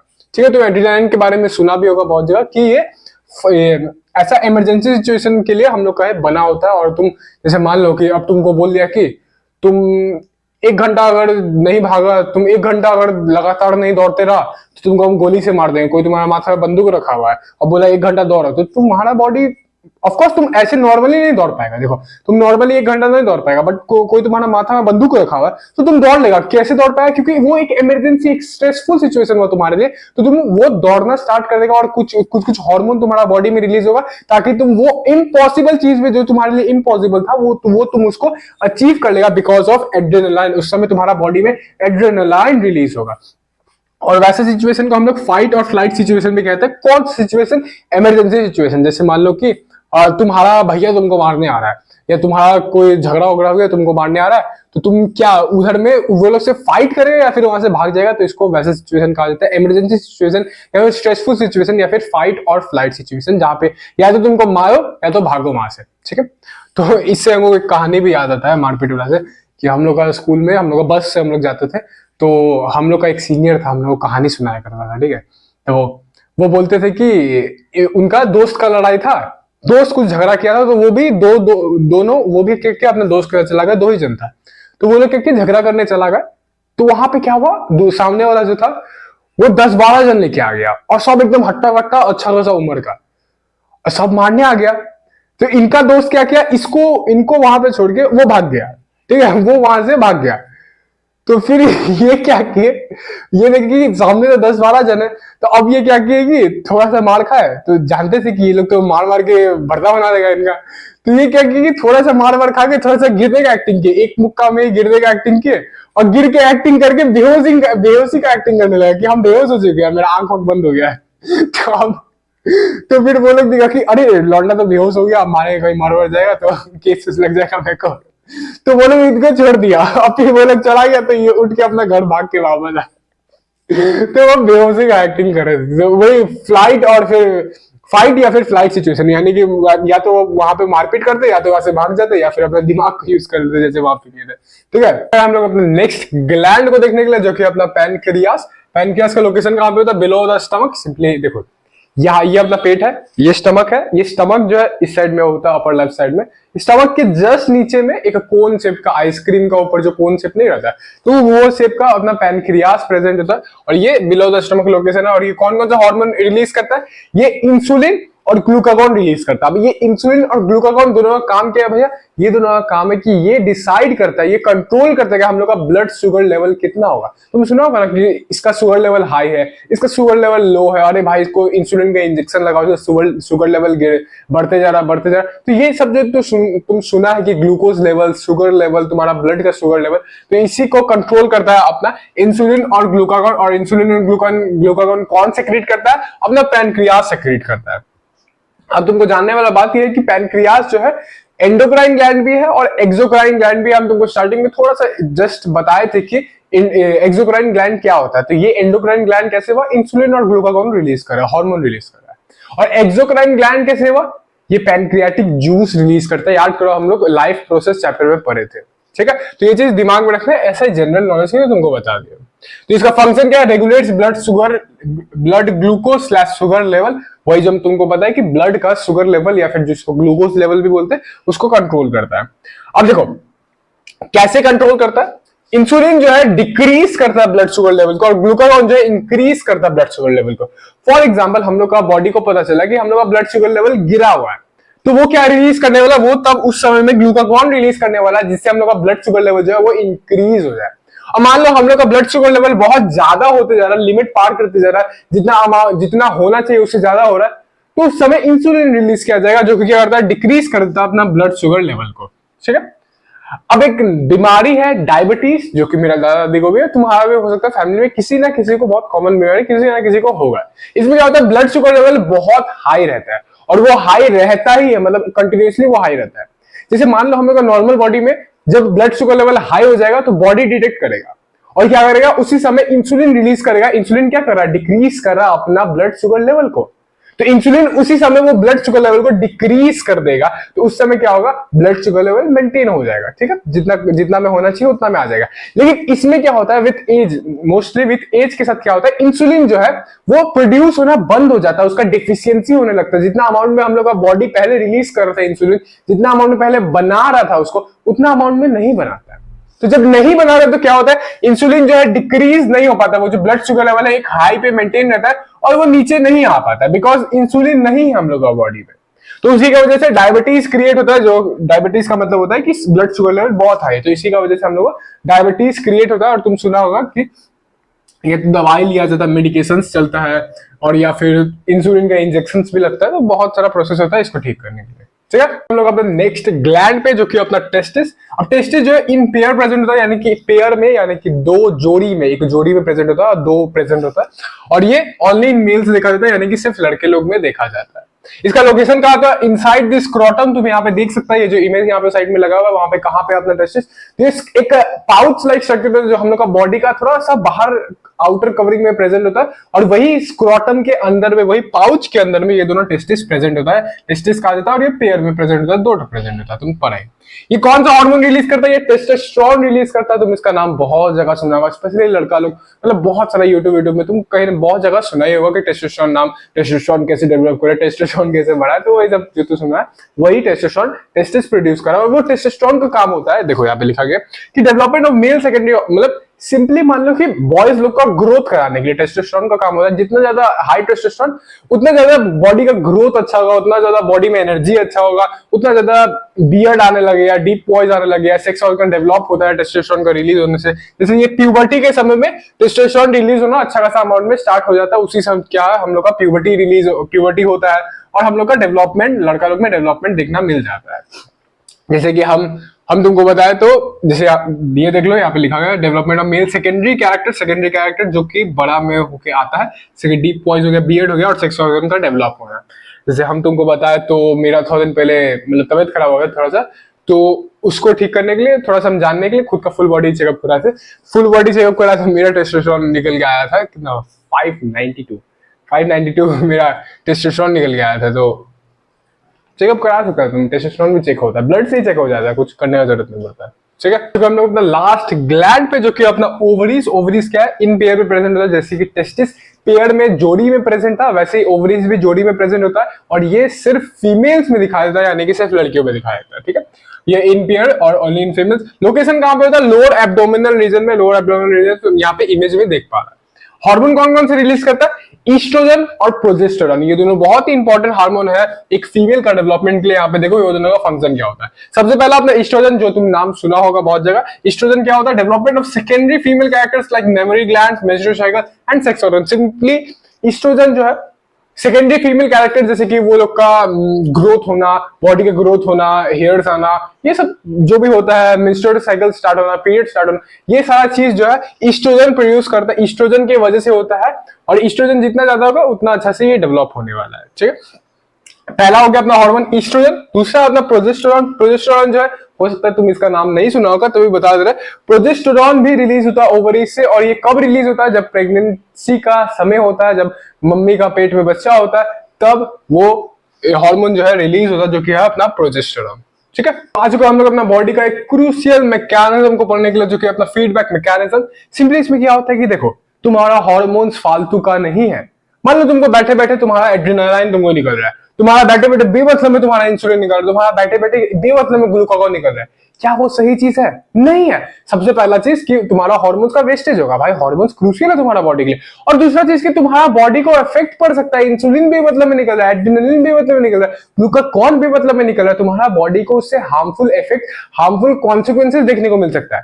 तो इसलिए ये जरूरी है कि ये जो हार्मोन्स है सही टाइम पे और सही अमाउंट में निकले। तो यही चीज जो है अपना फीडबैक मैकेनिज्म कराता है। चलो यहाँ पे देखते हैं क्या लिखा हुआ है। Sorry, a built-in regulatory system of the body that ensures hormones are secreted in precise quantities and at the right time। देखो, एक बिल्ड इन रेगुलेटरी सिस्टम है, मतलब एक पहले से ही बिल्ड इन है रेगुलेटरी, मतलब कंट्रोलिंग सिस्टम। तो एक पहले से ही कंट्रोलिंग सिस्टम है हम लोग का बॉडी का, जो इंश्योर करता है कि हार्मोन जो है सेक्रीट हो रहा है प्रिसाइज क्वांटिटी में, यानी कि जितना जरूरत है उतना ही, और राइट टाइम पे, यानी कि सही टाइम पे उसको निकाला जा रहा है, सेक्रीट किया जा रहा है। अब ये जो फीडबैक मैकेनिज्म है, ये दो टाइप का फीडबैक होता है इसके अंदर। कौन कौन सा होता है, पॉजिटिव फीडबैक और नेगेटिव फीडबैक। सिंपली पॉजिटिव में सेक्रीट किया जाता है, बोलता है कि हार्मोन निकाला जाता है, और नेगेटिव में हार्मोन को निकलना रोक दिया जाता है, हार्मोन का निकलना रोक दिया जाता है। देखो यहाँ पे लिखा गया पॉजिटिव फीडबैक में क्या है, stimulate secretion of the hormone. Stimulate का मतलब होता है अपने एक्टिवेट करना। तो यहाँ पे पॉजिटिव फीडबैक जो है एक्टिवेट करता है सेक्रीशन ऑफ हार्मोन, यानी कि बोलता है कि निकलने को देता है, क्या बोले, अलाउ करता है निकलने के लिए हार्मोन को। अब नेगेटिव फीडबैक जो है वो इनहिबिट्स, यानी कि स्टॉप कर देता है सेक्रीशन ऑफ हार्मोन, हार्मोन को निकलने से बंद कर देता है, स्टॉप कर देता है। ठीक है जी, ठीक है जी। चलो एग्जांपल से हम लोग समझते हैं कि हम लोग का बॉडी में ये मैकेनिज्म जो है कैसे काम करता है, और बहुत इंपॉर्टेंट है ये मैकेनिज्म हम लोग के लिए, हम लोग का भले तुम्हारा एग्जाम के लिए भी, लेकिन ऐसे समझना भी जरूरी है कि ये मैकेनिज्म तुम्हारा बॉडी में नहीं होगा तो तुम्हारा पूरा बॉडी का इधर उधर हो जाएगा, कब कौन सा हार्मोन निकल जाएगा तुमको पता ही नहीं चलेगा। तो एग्जांपल यहाँ पे है ब्लड शुगर लेवल का, कि ब्लड शुगर लेवल जब हाई हो जाता है तो हम लोग का बॉडी कैसे रिएक्ट करता है और फीडबैक मैकेनिज्म कैसे काम करता है। ठीक है, तो मान लो तुम्हारा बॉडी में ब्लड शुगर लेवल जो है बहुत हाई हो गया है, मतलब जितना अमाउंट में होना चाहिए उससे ज्यादा हाई हो चुका है। तो इसमें क्या होगा, हाई ब्लड शुगर लेवल हुआ, तुम्हारा बॉडी में हाई ब्लड शुगर लेवल हुआ, ब्लड शुगर लेवल बढ़ा, तो ये क्या हुआ, डिटेक्ट करता है हम लोग का पैनक्रियास। पैनक्रियास से कि अरे इसका तो ब्लड शुगर लेवल नॉर्मल से हाई आ रहा है, तो कुछ तो करना पड़ेगा इसके लिए। तो पैनक्रियास इसको डिटेक्ट किया, तो कुछ करने की वजह से, कुछ करने के लिए वो क्या करता है, इंसुलिन को सिक्रीट करता है, इंसुलिन को निकाल देता है। इंसुलिन क्या करता है, डिक्रीज करता है हम लोग का ब्लड शुगर लेवल को। तुम ऐसे याद कर सकते हैं, I for insulin, I for increase, increase का उल्टा डिक्रीज, तो इंसुलिन डिक्रीज कर रहा है, ऐसे करके याद कर, हम तो फालतू फालतू तरीके से याद करते हैं। तो इंसुलिन जो है डिक्रीज करता है ब्लड शुगर लेवल को, तो यहाँ पे क्योंकि हाई है हम लोग का ब्लड शुगर लेवल, तो इंसुलिन निकालेंगे तो अब क्या हो जाएगा, वो हाई ब्लड शुगर लेवल थोड़ा नीचे हो जाएगा, थोड़ा जितना अमाउंट हम लोग को चाहिए, जितना इनफ अमाउंट होता है, जितना रेंज होता है पॉजिटिव, जितना क्या हो जाए, जितना सेफ रेंज होता है हम लोग का ब्लड शुगर लेवल का, उतना में आ जाए। तो ये क्या हुआ करता है, सिक्रीट करता है इंसुलिन को। तो इससे क्या होता है, ब्लड शुगर लेवल फॉल होता है, और ब्लड शुगर लेवल गिरते गिरते गिरते जब वो सेफ जोन में आ जाता है, जितना हम लोग का बॉडी को चाहिए, जितना हम लोग का बॉडी को नीड है ब्लड शुगर लेवल, तो उस समय क्या होता है, वो भी हम लोग का इंसुलिन डिटेक्ट जो है, पैनक्रियास जो है वो डिटेक्ट कर लेते हैं, क्या बोलता है अब हो गया भाई इतना ठीक है। तो उसके बाद क्या करता है, वो क्या करता है, इंसुलिन का सिक्रीशन को स्टॉप कर देता है, यानी कि इनहिबिट कर देता है। तो स्टॉप सिक्रीटिंग हार्मोन, यानी कि डिटेक्ट करके आप बोल रहे हैं कि अब भाई इंसुलिन रुक जा, इसका ब्लड शुगर लेवल नीचे हो चुका है, ना ज्यादा हाई है ना ज्यादा कम है, बीच में है, सेफ जोन में, तो ये इसका बॉडी के लिए अच्छा है। ठीक है, हम लोग देखते हैं कोऑर्डिनेशन प्लांट्स। क्या बात करते हैं कोऑर्डिनेशन प्लांट के अंदर भी, अरे सिंपल सा चीज है, प्लांट तो लिंक थिंग है ना, तो उसको भी तो कोऑर्डिनेट करने की जरूरत पड़ता है। भाई अभी भी समझ नहीं आया क्या बोल रहे हैं आप। मान लो पत्ता को कैसे पता चलता है कि रूट को खाना चाहिए, और रूट को कैसे पता चलता है कि पत्ता को पानी चाहिए। तो ये जो बीच में जो कोऑर्डिनेशन ये लोग का बन रहा है कि कहाँ पे स्टेम बन रहा है, कहाँ पे कोई नया फ्लावर होने वाला है, वो फ्लावर को कैसे खाना पहुंचाएंगे, कब खाना पहुंचाना, तो ये सारी चीज कोऑर्डिनेशन हो रहा है, ये सारी चीज बाताबाती हो रहा है प्लांट के अंदर भी। तो ये लोग को भी कोऑर्डिनेट करने का जरूरत पड़ता है, इससे हम लोग को प्रूफ होता है। तो ये कोऑर्डिनेशन इन प्लांट जो है दो टाइप्स में होता है, दो तरीके से होता है। सबसे पहला अपना प्लांट मूवमेंट का वजह से होता है, और दूसरा जो है अपना प्लांट हार्मोन का वजह से होता है। हार्मोन वाला चीज हम लोग बाद में पढ़ेंगे, पहले हम लोग प्लांट मूवमेंट को अच्छा से डिटेल में पढ़ते हैं। प्लांट मूवमेंट जो है दो प्रकार का होता है, टाइप्स पे टाइप्स होते जा रहा है। प्लांट मूवमेंट जो है दो टाइप का होता है, एक ट्रॉपिक मूवमेंट और एक नेस्टिक मूवमेंट। अभी हम लोग ट्रॉपिक मूवमेंट को अच्छा से देखते हैं। ट्रॉपिक मूवमेंट क्या है, ग्रोथ डिपेंडेंट मूवमेंट। ये ग्रोथ डिपेंडेंट मूवमेंट है, where the plant moves in response to a stimulus. Simply tropic movement एक ग्रोथ डिपेंडेंट मूवमेंट होता है, मतलब इसमें क्या होता है, प्लांट जो है ग्रो करता है, अपना आपको डेवलपमेंट करता है, अपना डेवलप करता है, अपना पार्ट्स वार्ट्स को डेवलप करता है, और ये मूव करता है to response in response to a stimulus. मतलब ये उस तरफ मूव करता है जिस तरफ स्टिमुलस होता है, स्टिमुलस की वजह से ही मूव करता है ये। अब कैसे भी नहीं समझे, स्टिमुलस फॉर एग्जांपल एक ऐसा चीज होगा जो चेंज लाने में, प्लांट को चेंज करने में मजबूर करता है कि ये मेरा वजह से तुम चेंज हो, मेरा वजह से तुम ग्रोथ करो, मेरा वजह से तुम मूवमेंट करो। फॉर एग्जांपल प्लांट जो है सन के तरफ ग्रो करता है, तो सन प्लांट के लिए एक स्टिमुलस हो गया। पहला बात तो ग्रोथ हो रहा है, ठीक है, वो ग्रो कर रहा है, अपने पार्ट्स को डेवलप कर रहा है, और दूसरा चीज वो सन का डायरेक्शन में ग्रो कर रहा है, या फिर सन का डायरेक्शन से अपोजिट में ग्रो कर रहा है, कहीं पे भी ग्रो कर रहा है, लेकिन वो ग्रो कर रहा है सन के वजह से। तो ये क्या हुआ, एक ट्रॉपिक मूवमेंट हुआ, और सन जो है अपना स्टिमुलस हुआ। स्टिमुलस एक ऐसा चीज होता है जो मजबूर कर रहा है कोई चीज चेंज करने में। फॉर एग्जांपल यहाँ पे सन हो गया, जो प्लांट को मजबूर कर रहा है ग्रो करने के लिए, या तो उसके तरफ या तो उससे अपोजिट में। ठीक है, तो यही होता है अपना ट्रॉपिक मूवमेंट, जहां पे ग्रोथ होता है, प्लांट जो है खुद को डेवलप कर रहा है, प्लांट का पार्ट जो है डेवलप हो रहा है। ये एक स्लो मूवमेंट होता है। जी हाँ, ग्रोथ जो भी है प्लांट का, तुम देखा ही होगा कि प्लांट धीरे धीरे, बहुत धीरे धीरे ग्रो करता है। ठीक है, अब ये दो प्रकार का होता है, ये टाइप्स नहीं है इसका, सिर्फ ये दो प्रकार में ऐसे कर दिया कि हाँ ये ऐसा ऐसा होता है। अगर जो है प्लांट जो है ग्रो कर दिया सन की तरफ, यानी कि जो भी स्टिमुलस जो भी आ रहा है, सन हो गया या फिर वाटर हो गया, तो उसके तरफ ग्रो कर दिया तो वो पॉजिटिव ट्रॉपिज्म हम लोग बोलते हैं, और अगर उससे अपोजिट डायरेक्शन में ग्रो कर गया तो उसको अपन नेगेटिव ट्रॉपिज्म कहते हैं। अब सिर्फ ऐसा नहीं कि सन ही स्टिमुलस होता है, बहुत सारा अलग अलग स्टिमुलस होता है, तो अभी देखिएगा बहुत सारा टाइप्स है इसका। ठीक है, तो वो हम लोग अच्छा से डिटेल में पढ़ेंगे। तो पॉजिटिव स्टिमुलस देखो यहाँ पे क्या लिखा गया, growth occurs towards the stimulus, यानी कि ग्रोथ जो है, जो स्टिमुलस हो गया, फॉर एग्जांपल यहाँ पे सन हो गया, तो उसके तरफ ग्रो कर रहा है, तो उसको हम लोग बोलेंगे फोटोट्रॉपिज्म। और अगर नेगेटिव ट्रॉपिज्म दूसरा चीज है अपना, ग्रोथ अगर अवे फ्रॉम द स्टिमुलस हो रहा है, यानी कि उसका अपोजिट डायरेक्शन में हो रहा है, अपना पानी यहाँ पे है और ये इस तरफ ना जाके ग्रोथ इस तरफ हो रहा है, अपोजिट डायरेक्शन में हो रहा है, तो उसको अपन नेगेटिव ट्रॉपिज्म कहते हैं। ठीक है, तो हम लोग main types of topic movement देखने के लिए, ऐसे नहीं है कि इतना ही है सिर्फ टाइप्स, इससे ज्यादा भी होता है, बट मेन जो हम लोग का पोर्शन में, जो हम लोग का सिलेबस में, वो हम लोग को पढ़ना है। अब तो बोलेगा इससे पहले भैया हम जो पढ़े पॉजिटिव वाला और नेगेटिव वाला, तो वो सिर्फ तुमको बेसिस पे, इस बेसिस पे बता रहा था कि किस तरफ मूवमेंट हो रहा है। बट ये जो टाइप्स है ये इस बेसिस पे कि स्टिमुलस का क्या है और कौन सा है। तो उसके बेसिस पे इसको डिवाइड किया गया, उसका टाइप्स बताया जा रहा है। सबसे पहला अपना फोटोट्रॉपिज्म। फोटोट्रॉपिज्म में क्या होता है? ग्रोथ ऑफ प्लांट टुवर्ड्स और अवे फ्रॉम लाइट। देखो तुमको नाम से ही पता चल रहा है, फोटो मतलब लाइट होता है अपना, ओ भैया एक सेकंड, फोटो मतलब लाइट होता है अपना, और ट्रॉपिज्म मतलब ट्रॉपिक मूवमेंट। तो ग्रोथ ऑफ प्लांट यानी कि प्लांट ग्रोथ या तो लाइट की तरफ में या तो लाइट के अपोजिट डायरेक्शन में। इसका एग्जांपल क्या होता है? सूट ग्रोइंग टुवर्ड्स लाइट, यानी कि सूट यानी कि upper part of the plant होता है, सॉइल के ऊपर वाला जो पार्ट होता है प्लांट का, उसको सूट कहा जाता है। तो वो सूट लाइट के तरफ ग्रो करता है। तुमको बचपन से लग रहा होगा कि एक प्लांट है तो सीधा ग्रो करता है, बट ऐसा नहीं होता है। अगर तुम प्लांट को टेढ़ा करके रख देगा, मतलब लिटा के उसको रख देगा, तभी भी वो ग्रोथ अगर करेगा तो वो सन की तरफ ही ग्रो करेगा। मतलब वो ऐसे लिटा के कर रख दिया तो वो ऐसे करके ऐसे सीधा ऐसे ग्रो करने वाला है। होप सो तुमको यहाँ पे एक इमेज दिख जाएगा, नहीं भी इमेज दिख जाएगा तुमको समझ आ रहा है कि वो सिर्फ सीधा नहीं ग्रो करता, वो towards the sun he grow करता है। सन उसके लिए स्टिमुलस है, सन उसके लिए ग्रोथ का स्टिमुलस है, तो वो उसी का तरफ ग्रो करने वाला है। ठीक है, पहला हम लोग समझिए फोटोट्रॉपिज्म। दूसरा अपना जियोट्रॉपिज्म। जियोट्रॉपिज्म में क्या होता है? प्लांट या तो टुवर्ड्स द ग्रेविटी या तो अवे फ्रॉम ग्रेविटी। भैया ग्रेविटी मतलब ग्रेविटी क्या बोल रहे हैं आप? ग्रोथ कैसे ग्रेविटी की तरफ रहा है? देखो सिंपली ग्रेविटी का डायरेक्शन कौन सा होता है? ग्रेविटी क्या करता है? कोई भी चीज को नीचे टानता है। वही अपना न्यूटन बाबा जो डिस्कस किया था। प्लांट एप्पल क्या नीचे आ रहा था बिकॉज ऑफ ग्रेविटी, तो नीचे की तरफ ग्रेविटी का डायरेक्शन क्या है? नीचे की तरफ।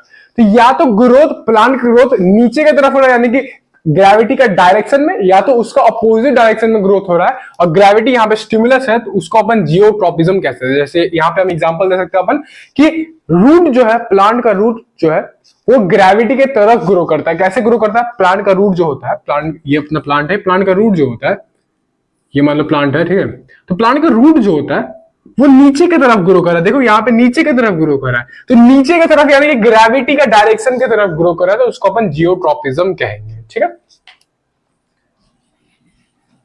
यहाँ पे लिखा हुआ है जियोट्रॉपिज्म। जियोट्रॉपिज्म से तुम समझ जाना कि जियो मतलब ग्रेविटी से रिलेटेड वर्ड, तो ग्रेविटी के बारे में बात किया जा रहा है। तीसरा चीज अपना हाइड्रोट्रॉपिज्म। हाइड्रोट्रॉपिज्म क्या है? ग्रोथ ऑफ प्लांट टुवर्ड्स और अवे फ्रॉम वाटर।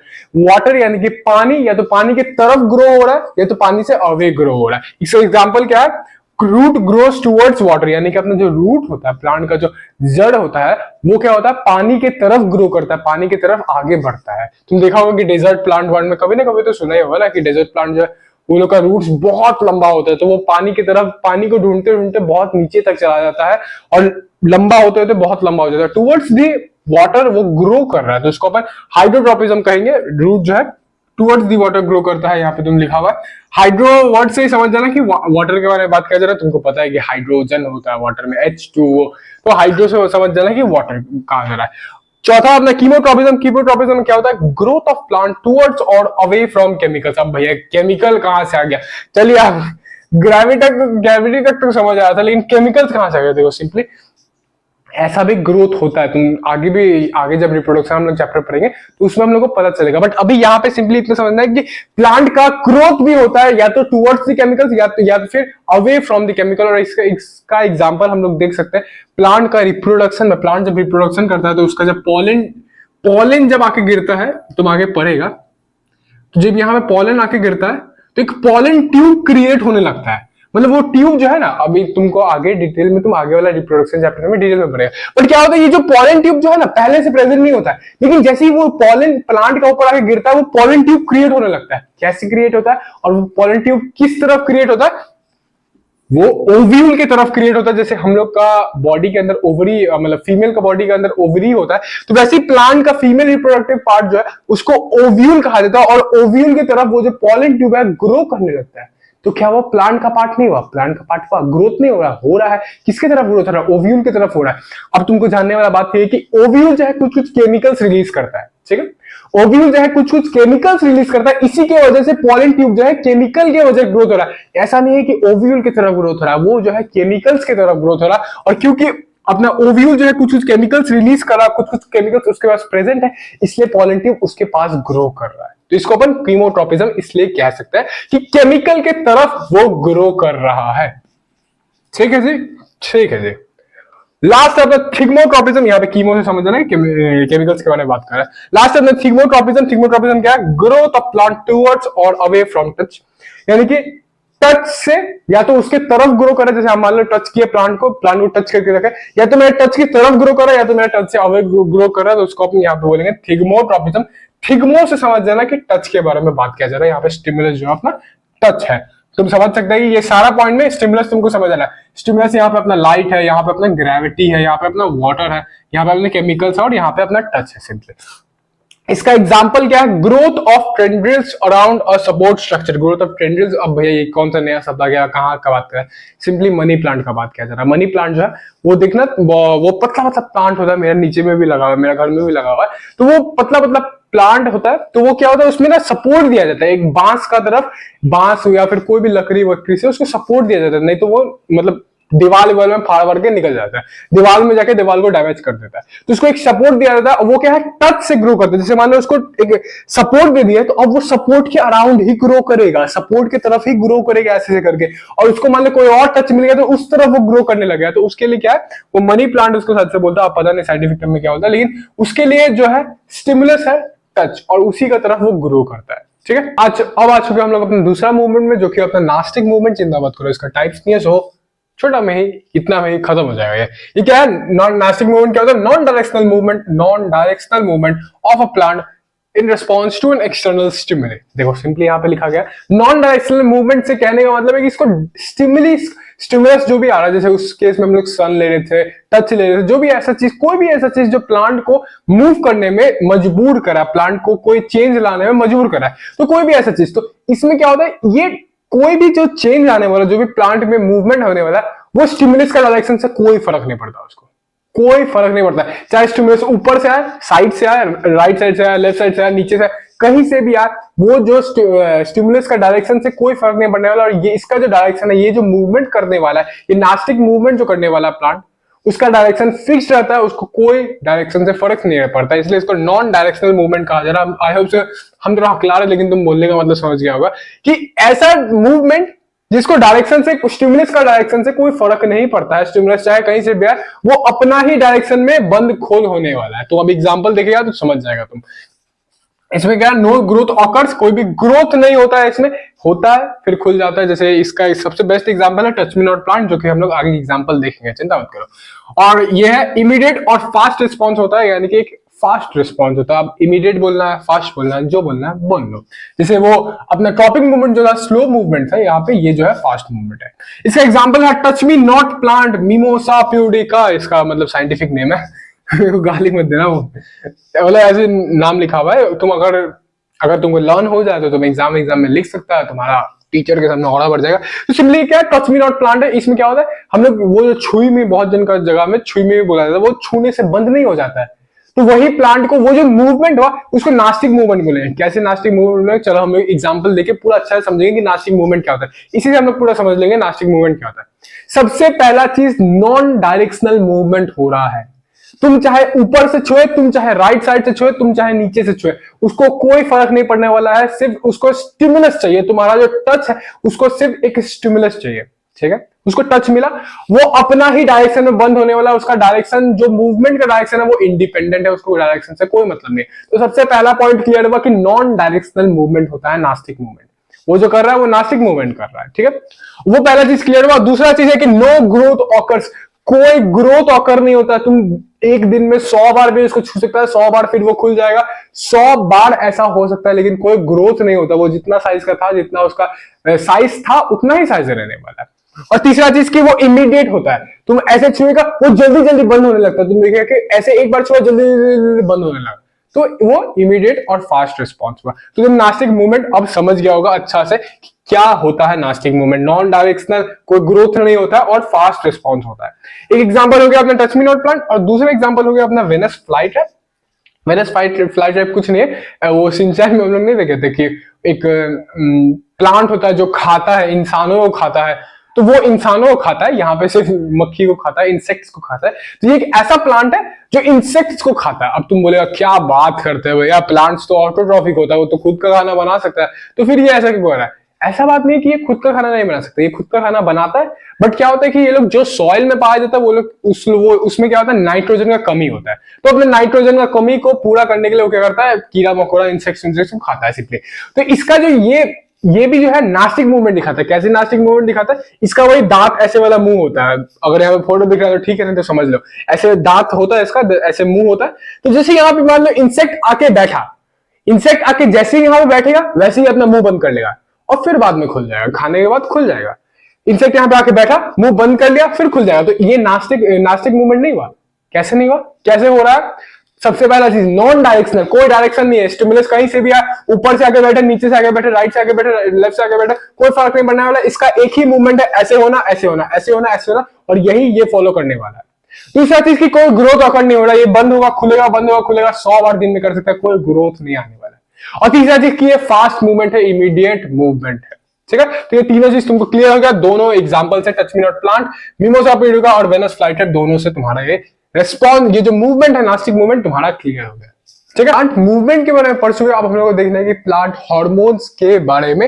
और प्लांट हार्मोन जो है यहाँ पे एनसीईआरटी में भी ऐसे करके डिवाइड कर दिया कि प्लांट ग्रोथ प्रमोटर्स और ग्रोथ इनिबिटर, यानी कि प्लांट का ग्रोथ का प्रमोट करना, जो ग्रोथ को होने दे रहा है, उसका वजह से ग्रोथ हो रहा है, ग्रोथ प्रमोट हो रहा है, तो उसको उसमें डिवाइड कर दिया। और ऐसा कि ग्रोथ इनिबिटर, यानी कि उसका वजह से ग्रोथ इनिबिट हो रहा है, स्टॉप हो रहा है, कम हो रहा है, बंद हो रहा है, उससे डिवाइड कर दिया। ग्रोथ प्रमोटर में कौन कौन सा हार्मोन आ रहा है अपना? Auxin, gibberellin, cytokinin. और ग्रोथ इनिबिटर में कौन कौन सा हार्मोन आ रहा है अपना? Abscisic acid, ethylene. ठीक है, तो ये सारा हार्मोन है, यही सारा पांचों हार्मोन के बारे में पढ़ना है। एक्चुअली क्या है, इथाइलिन जो है ग्रोथ प्रमोटर भी है और ग्रोथ इनिबिटर भी है, और दूसरा चीज हम लोग का सिलेबस में भी नहीं है, तो बट तभी भी, क्योंकि 5 मेजर, यहाँ पे मेजर हार्मोन्स की बात कर जा रहा है, तो यहाँ पे मेजर हार्मोन्स में इथाइलिन भी आता है, एक इंपॉर्टेंट रोल प्ले करता है, इसलिए इथाइलिन भी यहाँ पे लिखे। हम थोड़ा सा तुमको समझा देंगे, ज्यादा टाइम नहीं लगने वाला। चलो अपना टाइम इसकी सारा चीज को समझना स्टार्ट करता है। सबसे पहला अपना ऑक्सिन। ऑक्सिन क्या करता है?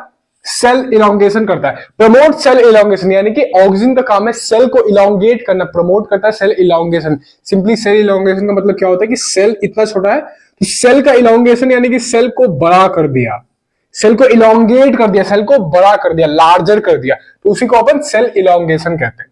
अब ये क्या करता है? Control phototropism of a plant. एक प्लांट का फोटोट्रॉपिज्म को कंट्रोल करता है। अब भैया फोटोट्रॉपिज्म क्या हुआ?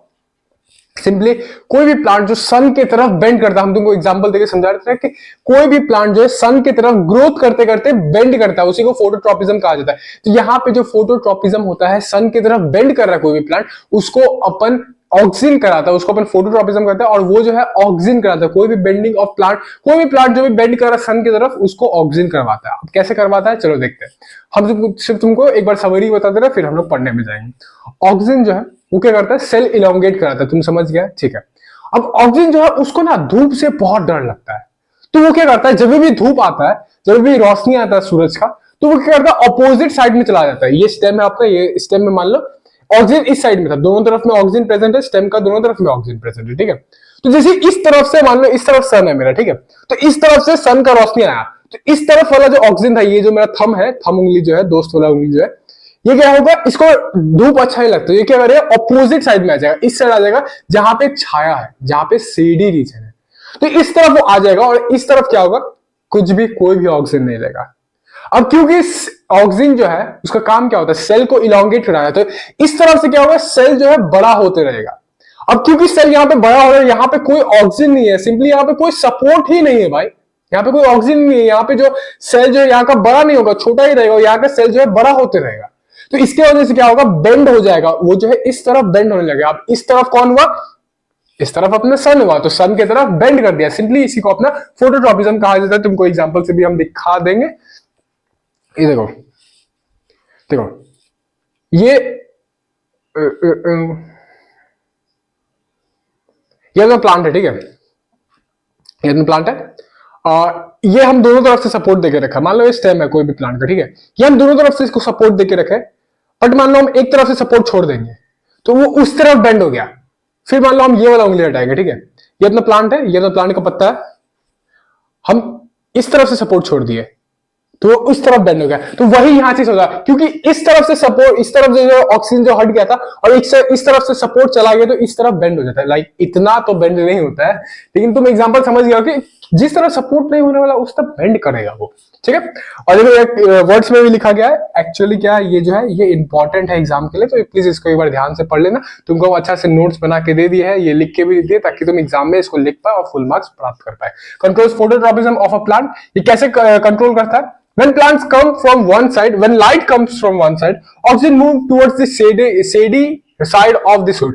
देखो जब लाइट आता है, जब लाइट एक तरफ से आता है तो ऑक्सीजन जो है सीधी तरफ यानी कि जहां जिस तरफ छाया होता है अपोजिट डायरेक्शन ऑफ द सन और opposite direction of the light पे चला जाता है side of the plant, side of the shoot यानी कि प्लांट का अपर पार्ट जो होता है। तो मान लो स्टेम में है, मान लो फॉर एग्जांपल स्टेम में ऑक्सीजन, तो ऑक्सीजन जो है दोनों तरफ था, तो यहां से सन आया, सन का रोशनी हुआ तो ऑक्सीजन जो है इस तरफ भाग के चला गया, वो यहाँ पे लिखा गया as oxygen stimulates cell growth. और क्योंकि ऑक्सीजन जो है सेल ग्रोथ करवाता है, तो यहाँ पे मान लो दोनों ऑक्सीजन अब यहाँ पे आ गए, यहाँ से ऑक्सीजन हट चुका है, तो अब यहाँ पे क्या होगा, यहाँ पे ग्रोथ होने वाला है, यहाँ पे ग्रोथ सेल जो है ग्रोथ करने वाला है, सेल जो है इलोंगेट करने वाला है, सेल बड़ा होने वाला है, और यहाँ पे ग्रोथ नहीं होने वाला है। अब क्योंकि यहाँ पे ग्रोथ हो चुका है, यहाँ पे ग्रोथ नहीं है, तो यहाँ पे एक सपोर्ट मिल रहा है, बट यहाँ पे सपोर्ट नहीं मिल रहा है, तो क्या होगा, इसी की वजह से क्या होगा, बेंड हो जाएगा, इस तरफ बेंडिंग हो जाएगा अपना प्लांट का, और जो कि सन का तरफ हो, तो इसलिए हम लोग को देखने को मिलता है कि ग्रोथ जो है प्लांट की तरफ हो रहा है। As oxygen stimulate cell growth, so cells on shadow side elongate, cell shadow side जो भी सेल्स है ये इस तरफ जो छाया तरफ है वो इलोंगेट करता है यानी कि बड़ा हो जाता है। और स्टेम बेंड्स टुवर्ड्स लाइट, यानी कि जो स्टेम है वो बेंड कर रहा है रोशनी की तरफ, जहां पे सूरज जो अपना रोशनी दे रहे थे, ठीक है। तो हम लोग और सब हार्मोन्स को देखने लिए कौन कौन सा हार्मोन्स है। सबसे पहला दूसरा नंबर पे जो हार्मोन है वो अपना जिब्रेलिन, यहाँ पे स्पेलिंग जो है करेक्ट स्पेलिंग यहाँ पे लिखा गया, पीछे में था हम एक एल लगाना भूल गए, तो उसको ठीक कर देना और गुस्ताखी माफ कीजिए हमारे महाराज, ठीक है।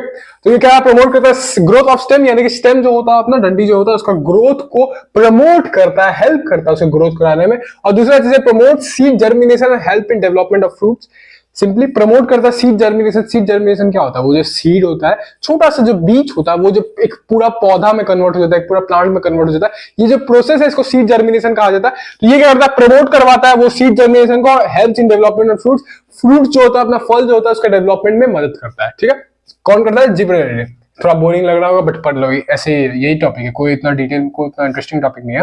तो साइटोकाइनिन है तीसरा नंबर पे अपना हार्मोन जो है वो साइटोकाइनिन, ये सारा चीज प्लांट के अंदर है और ये सारा हार्मोन प्लांट के अंदर है। साइटोकाइनिन क्या करता है, प्रमोट सेल डिवीजन, यानी कि सेल को डिवाइड होने पे मदद करता है। ये मान लो एक सेल है, अब इसको 2 सेल बना देगा, 2 से या फिर मे बी 4 सेल बना देगा, फिर ये सारा सेल भी डिवाइड करेगा, फिर ये सारा सेल भी डिवाइड करेगा, तो ये जो डिवीजन हो रहा है इसी की वजह से क्या होता है, प्लांट जो है अपना ग्रोथ कर पाता है, प्लांट जो है लार्जर हो पाता है और बड़ा हो पाता है, जैसे हम भी बड़ा हो गए। Delays ageing of leaves and flowers, ये डिले करता है वो पत्ता और फ्लावर जो होता है अपना फूल जो होता है उसका एजिंग को, यानी कि उसका बुढ़ापा आने से डिले करता है कि भैया आप जल्द कब थोड़ा धीरे बूढ़ा होइए, ज्यादा जल्दी बूढ़ा मत होइए, ठीक है। इसको हम लोग अपना लास्ट स्लाइड को पढ़ने के लिए, जिसमें हम लोग को पढ़ना है एब्सिसिक एसिड और इथाइलिन को। चलो पढ़ना स्टार्ट करते हैं। एब्सिसिक एसिड क्या है, ADA इसको शॉर्ट फॉर्म में भी कहा जाता है, इसका स्पेलिंग पे ध्यान देना। और इसको स्ट्रेस हार्मोन भी कहा जाता है। और क्या बात करते हैं भाई, प्लांट को भी स्ट्रेस होता है, हम तो जैसे मेरे को स्ट्रेस होता था, ऐसा बात नहीं है, प्लांट को भी स्ट्रेस होता है। प्लांट के लिए स्ट्रेसफुल सिचुएशन हो गया कि मान लो पानी का कमी हो रहा है, खाना का कमी हो रहा है, फोटोसिंथेसिस नहीं हो पा रहा है, सनलाइट अच्छा से नहीं आ रहा है, तो ये सब चीज जो है एक स्ट्रेसफुल सिचुएशन हो गया प्लांट्स के लिए, ठीक है, तो उसको भी स्ट्रेस होता है।